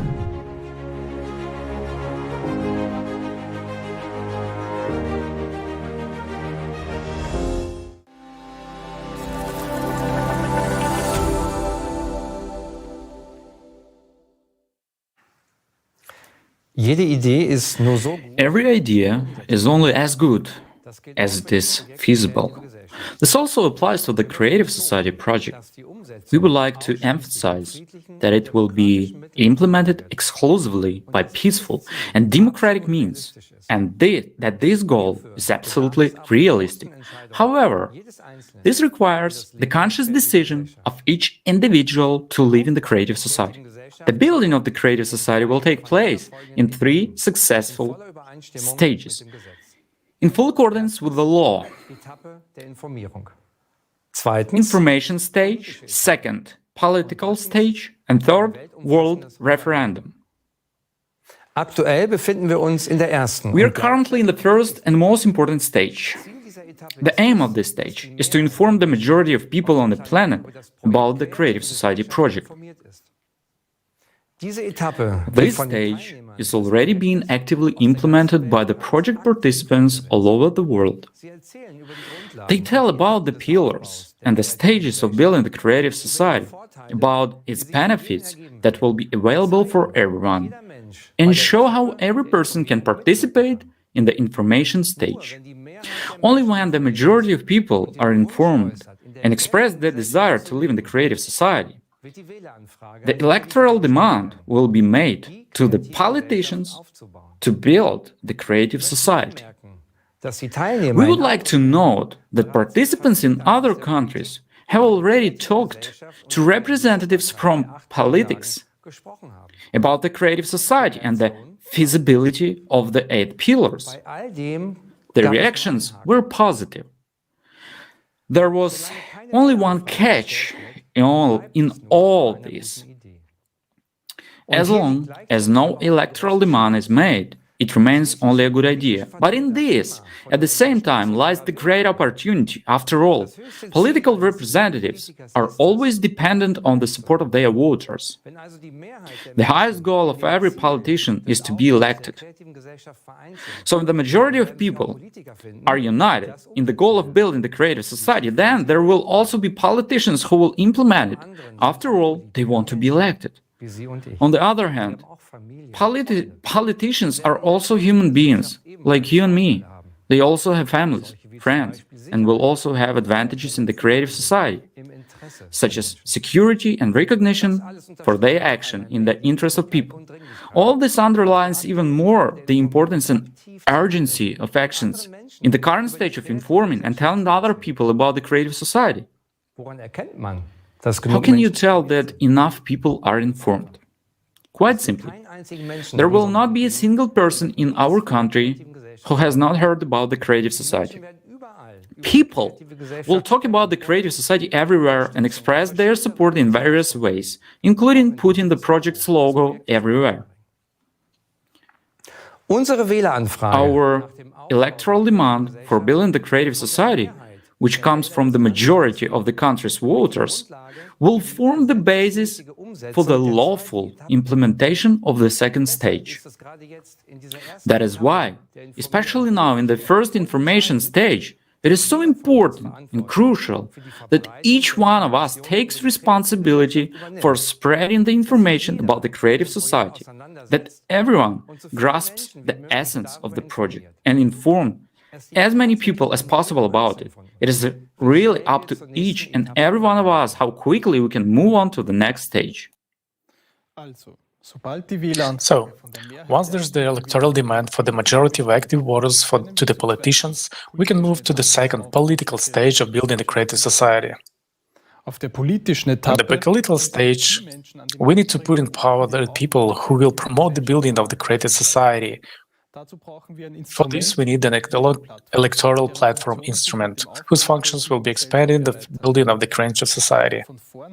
From the outset, a secure electronic resource needs to be created in every country. Let's call it preliminary electoral platform. It is necessary to bring people together, to bring the creative society, and to make a contract with politicians so that they can no longer cheat us. On this platform, people who support the creative society will be able to pre-select candidates for representative bodies after they have registered, as well as control and recall elect politicians if they do not keep their election promises. The preliminary electoral platform will also include the following demands from people to politicians: implementation of the 8 pillars of the creative society in the constitution of the country, and implementation of the electoral platform at the state level. From the politicians who pledge to implement these demands, we will select the candidates. We will vote for them in the upcoming elections on the preliminary electoral platform before official elections. Once these candidates are selected, we will conclude a contract with them on the preliminary electoral platform. The purpose of this contract is to legally establish the public commitment of politicians to fulfill our demands contained on the preliminary electoral platform, namely, implementation of the 8 pillars of the creative society in the constitution of the country, adoption of the law recognizing the electoral platform as the supreme legislative body, adoption of the law to recall politicians through the electoral platform if they fail to fulfill their obligations to the people. In the next election, we elect the candidates with whom we have concluded the contract on the preliminary electoral platform. Elections take place according to the laws in force in each state.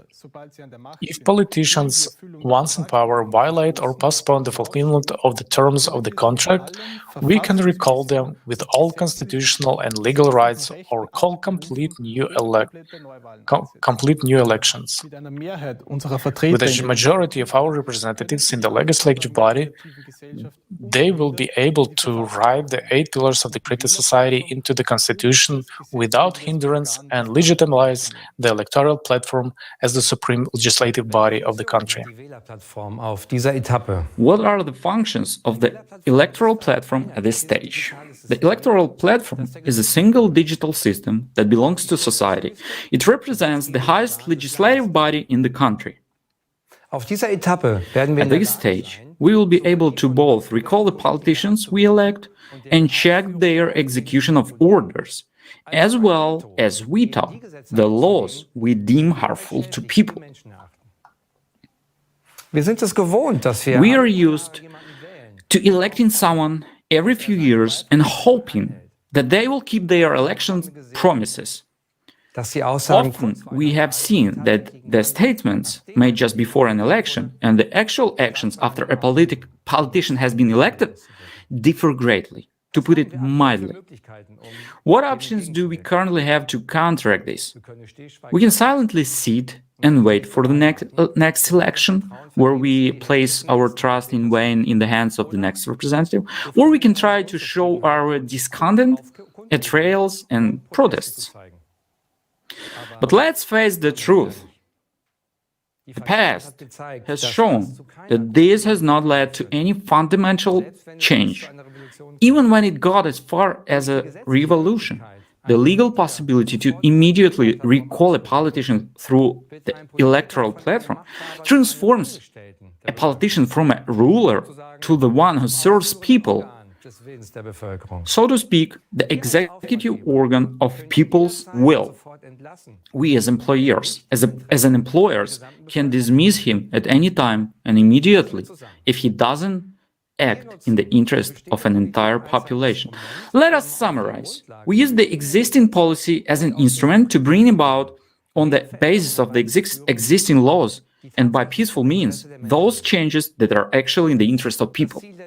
Thus, the aim of the second stage, on the basis of the existing laws of the countries, firstly, is to include the 8 pillars into the constitution. Secondly, to pass a law making the electoral platform the supreme legislative body of the country. And thirdly, to introduce the mechanism that allows us, people, to immediately recall an elected politician and put another in his place.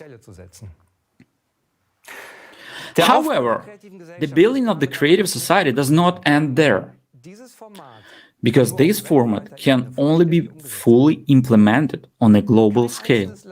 No single country or even an alliance or a few countries can actually provide all the benefits provided the creative society model. Therefore, we need a world referendum on the adoption of the creative model of development by all of the humanity. Die Vorbereitung eines weltweiten Referendums erfordert den The preparation of the world referendum requires the consolidation of all countries of the world. For this purpose, conferences can be held at the global level, the necessary international treaties can be signed, and experts can be consulted on various issues relating to the building of the creative society. Once a country has adopted the electoral platform at the national level, it can participate in the world referendum and is already a candidate for building the creative society and joining the common space of the creative society. Once all countries have adopted the electoral platform, preparations for the world referendum begin. For this to happen, the authorized representatives of the countries at the international level are going to develop one single electoral platform. This is a unified electronic resource accepted by all countries as a fundamental element of people's power. With the help of the electoral platform, we will be able to monitor the actions of our representatives in preparation for the world referendum. On this single world electoral platform, the world referendum on the global transition to the creative society will be held through a common expression of will by all people. The referendum also legitimizes the single world electoral platform as the supreme body of power on earth and unites the world into one single civilization. This means that both the adoption of laws, the appointment and dismissal of executives, and all other socially important decisions will from now on be exclusively made by people themselves on the unified world electoral platform. This is the beginning of the true self-government of society. From this point on, politicians are no longer needed as people's representatives. The role of politicians will be purely executive. They will no longer be above people, but will only be elected to carry out certain actions at the request of the people. But they will no longer carry any decision-making power themselves. Through this platform, the decision will no longer be made by individuals or parliament, but by people themselves, in the form of direct democracy. There will no longer be any other way to adopt laws. The World Referendum also sets a date for the start of the transition period to the creative society, which is estimated to take up approximately 5 to 6 years. However, in order to make the transition period possible, preparations must be made.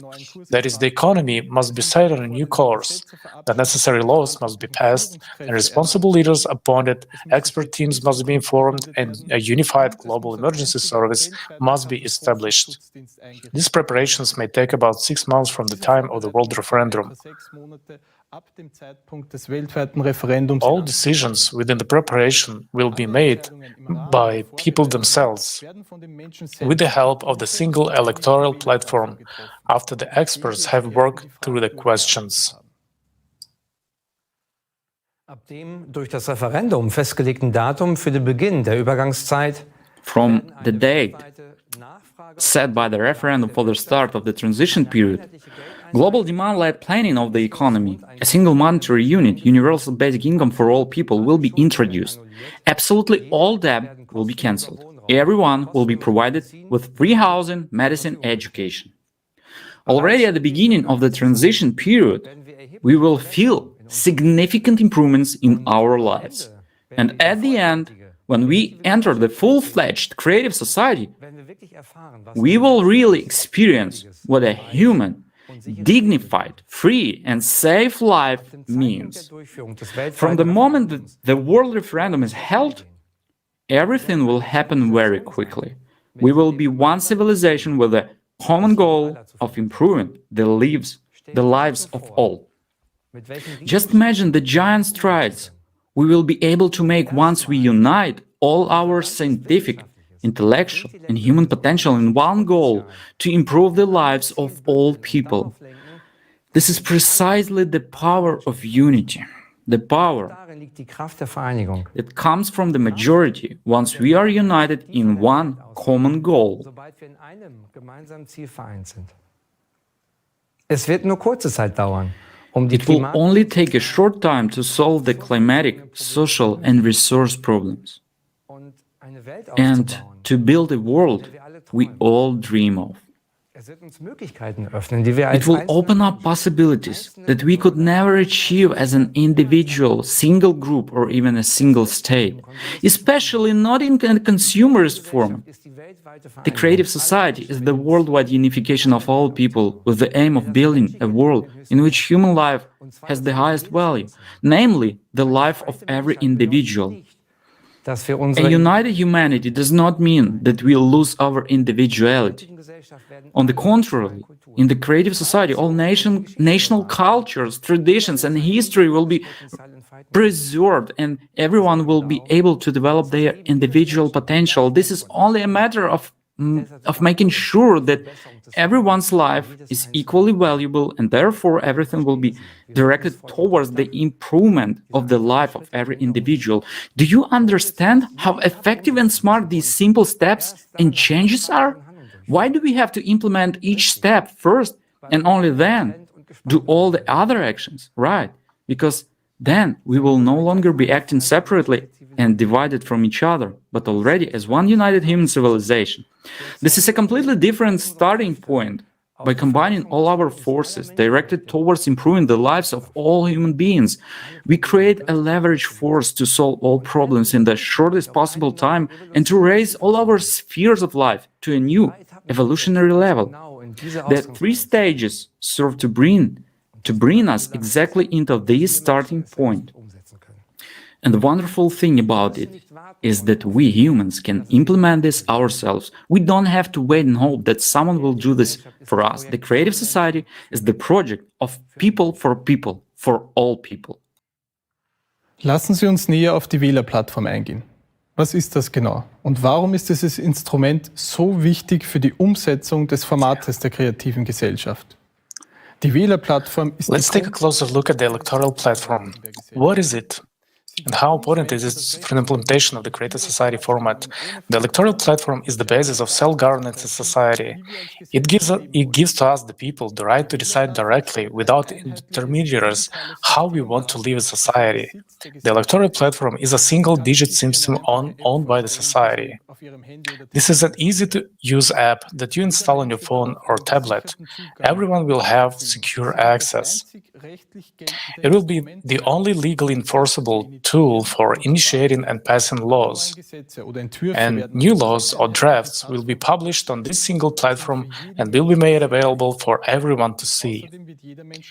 In addition, everyone will have the right to make proposals for laws that will improve people's lives.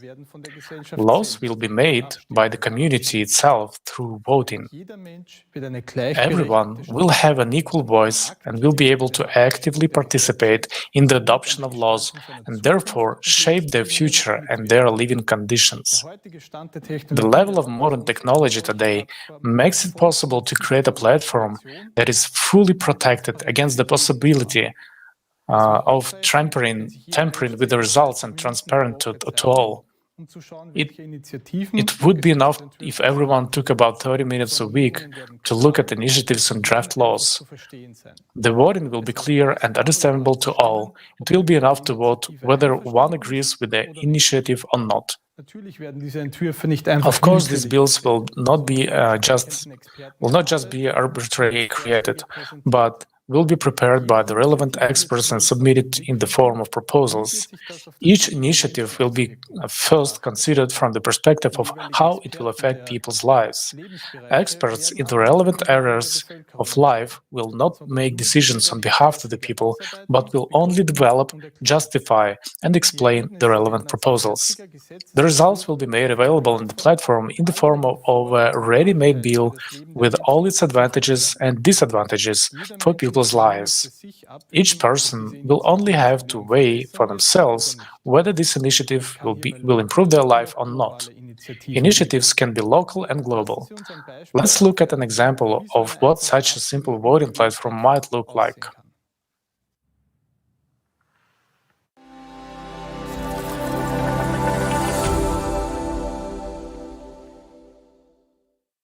For example, Anna had two bills on the ballot: to allow houses to be built at the water's edge or not. The main point of each bill will be briefly and clearly stated with all the explanations for and against.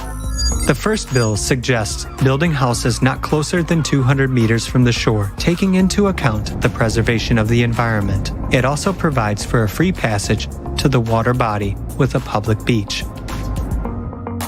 The second bill suggests building right by the water. In this case, only a few people get the opportunity to have a house with access to the water, which means there will be no public access to the body of water. Besides, it would harm the environmental balance. Which option do you think Anna will choose?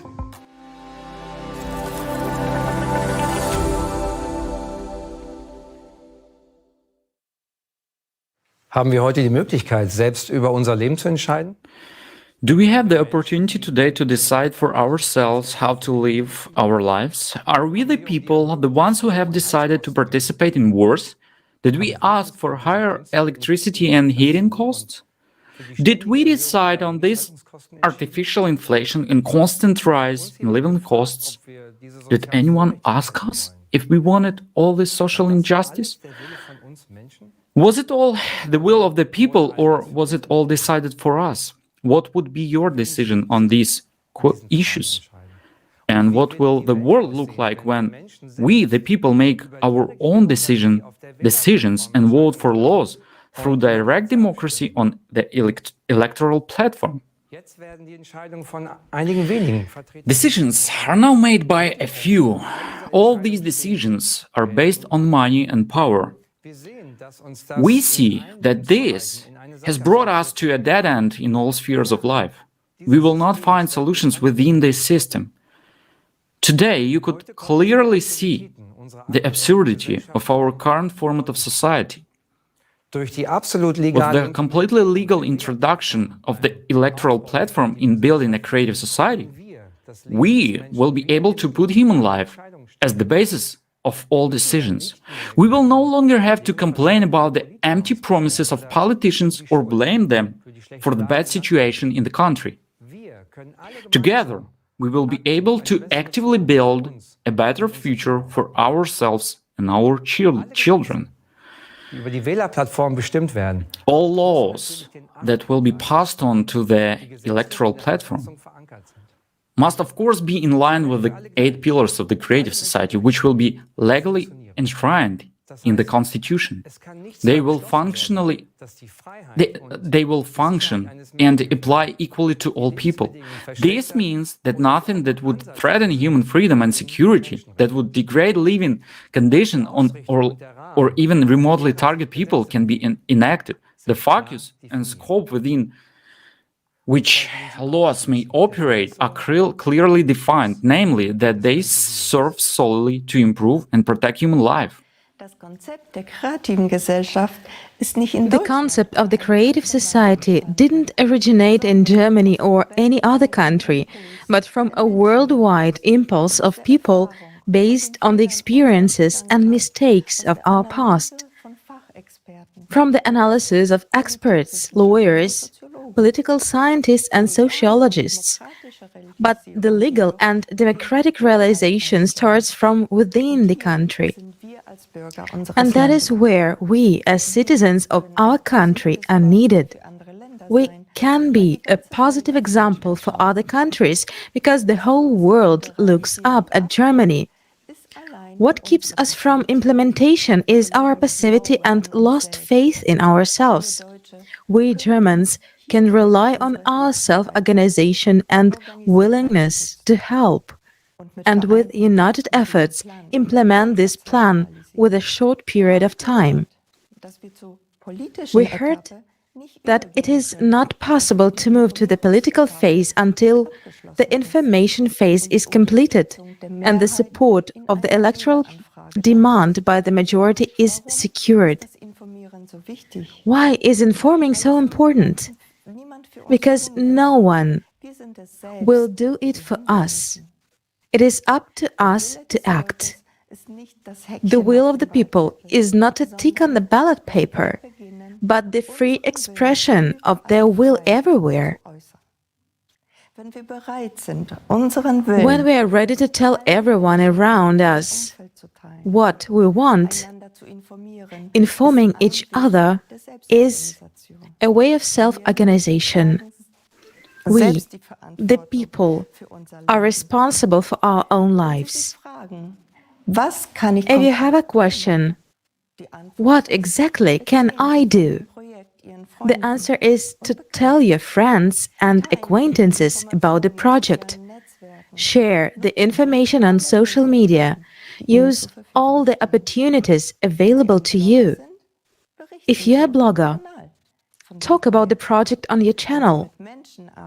If you work with people, share the information with your clients. The media won't tell about us until there are so many of us that we can no longer be ignored. In the meantime, we will have to make some effort.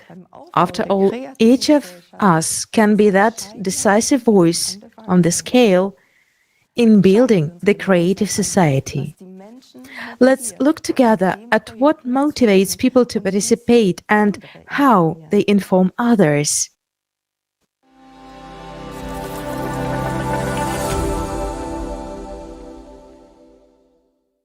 Greetings, my name is Arnold. I am 28 years old, and soon I will begin professional training in the field of chemistry. My name is Selena. I studied to become a teacher. I am an auto mechanic. I work as an architect. I've been traveling around the world as a digital nomad for 10 years. My name is Alexander. I am from Stockstadt am Main. Greetings. My name is Angelina, and I'm a certified media designer.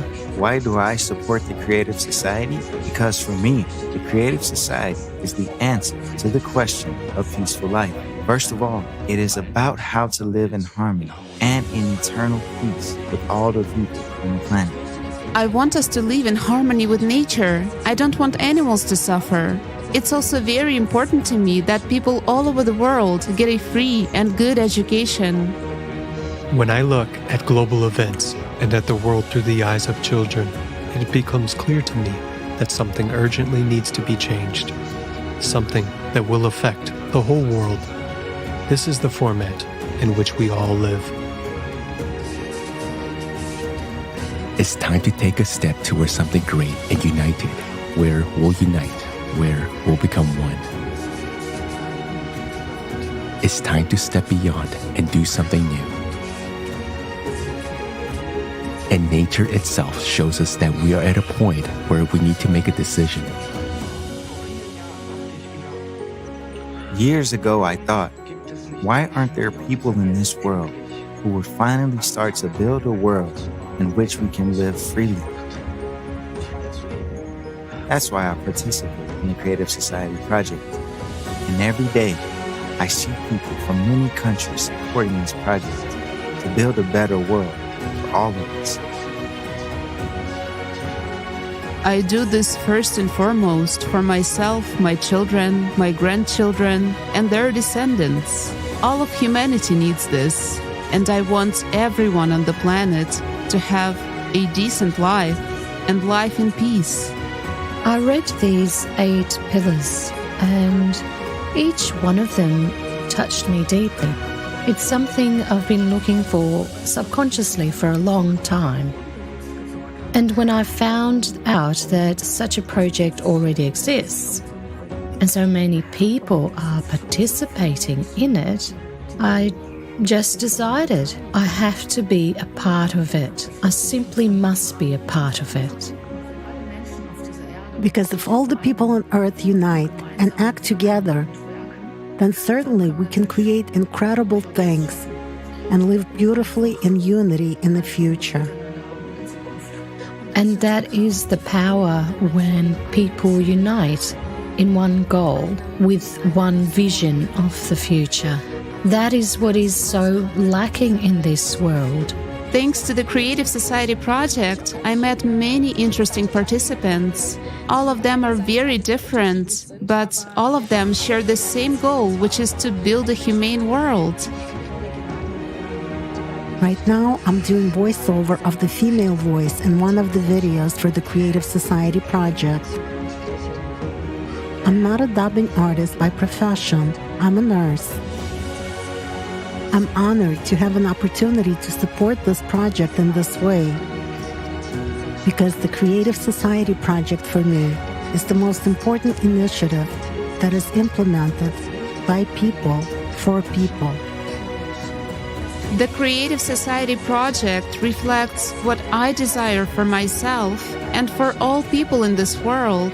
I support it and try to participate in it as actively as possible to inform all people about this project.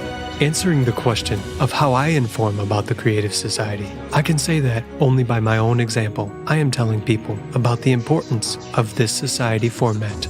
I support the project by informing YouTubers and bloggers. I talk to my friends and relatives. I inform people around me in the area where I live. And I talk to people while I'm traveling. To the best of my ability, I try to inform as many people as possible so that we can move on to the next stage. Just to wake people up and say, hey, we have to go in a different direction together. Not walk like lemons to the edge and then throw ourselves off of it, but just find a way out of this dilemma together. Like all of our participants, I actively inform people about the Creative Society by telling my acquaintances about the project. I also help with video editing for social media. I also hand out a lot of business cards. Wherever I go, I just leave some business cards there. And also give them to people, saying a few words. And of course, I inform people through alternative media by making small posts there.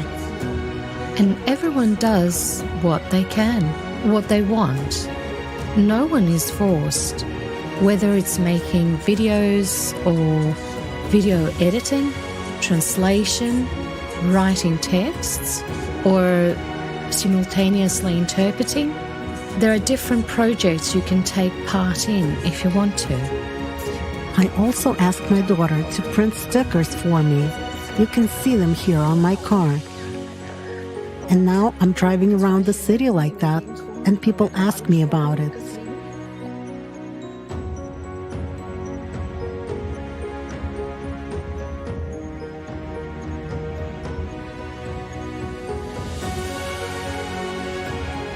I support the Creative Society project in the following ways. I prepare and design informational materials such as flyers, posters, business cards, thumbnails for videos such as the ones you can see on YouTube. I inform people wherever I have the opportunity to do it, like with video or on TikTok.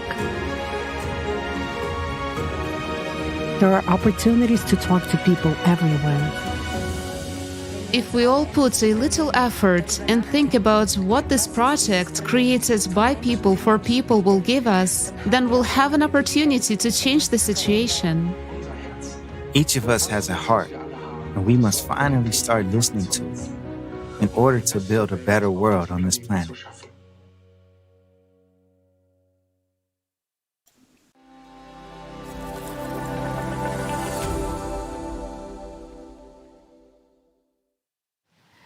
Das ist wirklich sehr inspirierend. This is really very inspiring. People are coming together for a secure future.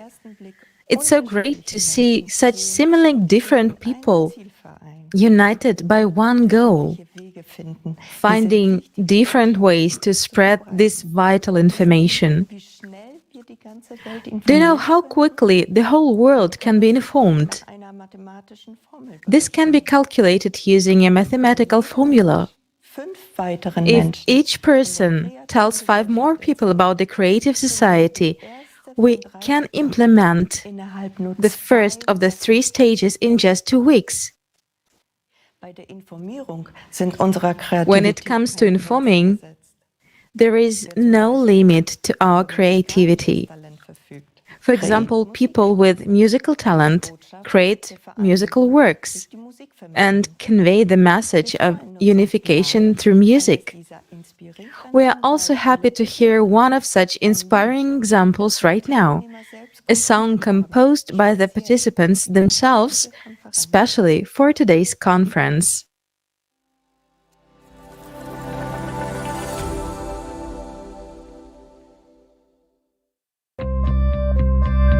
Wir unterschätzen unsere Kraft, wenn wir vereint sind. Jeder will glücklich leben, in Frieden und ohne Sorgen.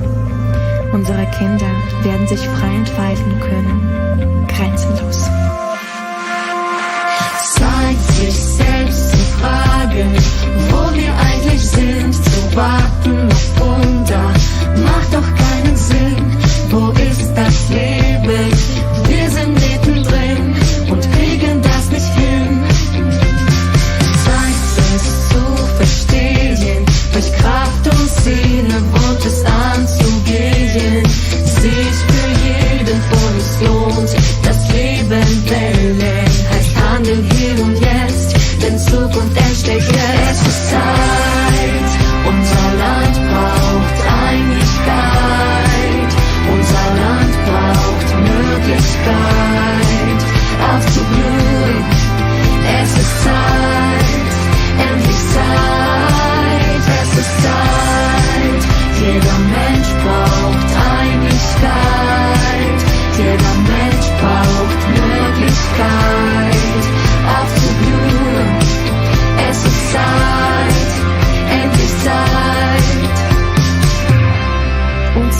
Unser kleiner Schritt, der Schritt zur kreativen Gesellschaft.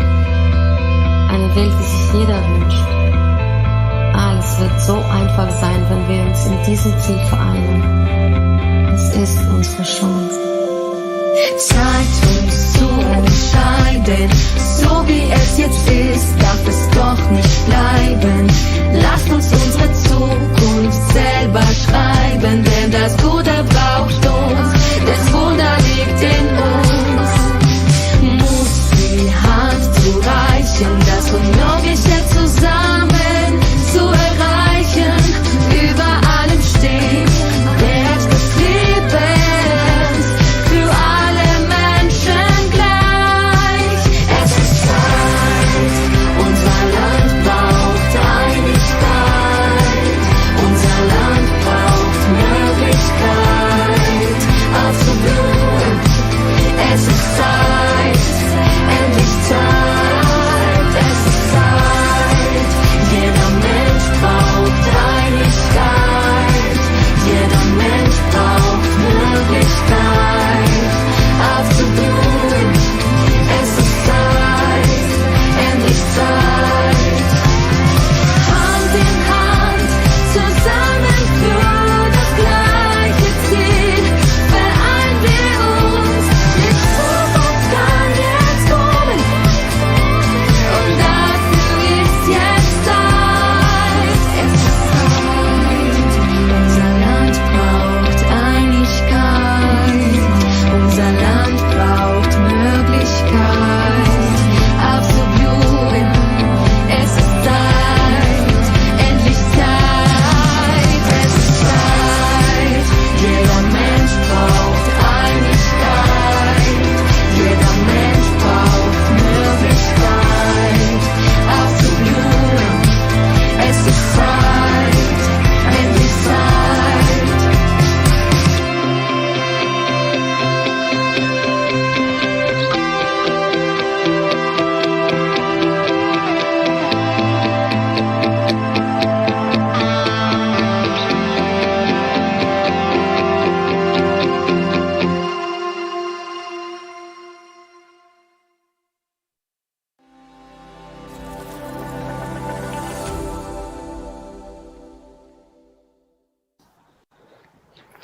Vielen Dank für dieses wunderbare. Thank you so much for this wonderful musical gift. We would like to express our sincere appreciation to the participants who prepared it. We are also grateful to everyone who made this conference happen, and also to those who, in addition to their work and other responsibilities, worked tirelessly during their free time to help with the preparation. A huge thank you to our technical team and interpreters from 60 countries who are truthful and unbiased in looking at the world and talking about our country to their respective audiences. Dear viewers, I'm confident that together we can build the creative society. We do have a chance, but this requires the participation of all people because the creative society is focused on all of the humanity. We must finally overcome divisions and separations we have never been aligned with. There's nothing that divides us. We are human beings. We are all united by the pursuit of human ease and love. The creative society, through its 8 pillars, ensures that we live as one human family, the way we want to live, in peace, love and respect. Wir haben verstanden, dass unser heutiges We have realized that today's format of society has no future. Holistic solutions are neither feasible nor foreseen in the profit and power-oriented world. In the creative society, we can set a different vector. Important decisions will be made responsibly and will always be aligned with the interests of the people. The 8 pillars will show us the way. Wie wir heute gesehen haben, ist die As we have seen today, the creative society is what our country has always stood for: human rights, social security, an economy that must serve the people, progress, in harmony with nature. The creative society guarantees all of this, because human life, in it, comes first.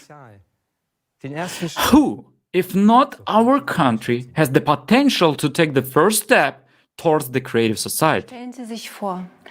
Just imagine the potential that will be unleashed. The bright minds from various fields around the world will come together in an interdisciplinary basis, all working towards a common goal of improving people's lives. And we urgently need this potential now, as the progression of natural disasters requires immediate solutions, solutions that only united science can provide. And for this, we need the creative society. That's why it is time to act. We can no longer wait and hope that crisis and injustice will cease to exist in the current format of society. We must take responsibility for our lives, for our society, and for our country. It's time to act. Let's begin today, in unity, peacefully, and with respect for human life. Let's seize this opportunity to fundamentally solve our crises and problems and together change the format from the consumerist to the creative one, in which every person will have a decent and secure life. You can contribute to positive change right now by sharing the link to today's conference and spreading the idea further. You can learn more about the project on our website, creativesociety.com. Tell your neighbors, friends, and acquaintances about the Creative Society. Together, we will build a sustainable future. The choice is ours.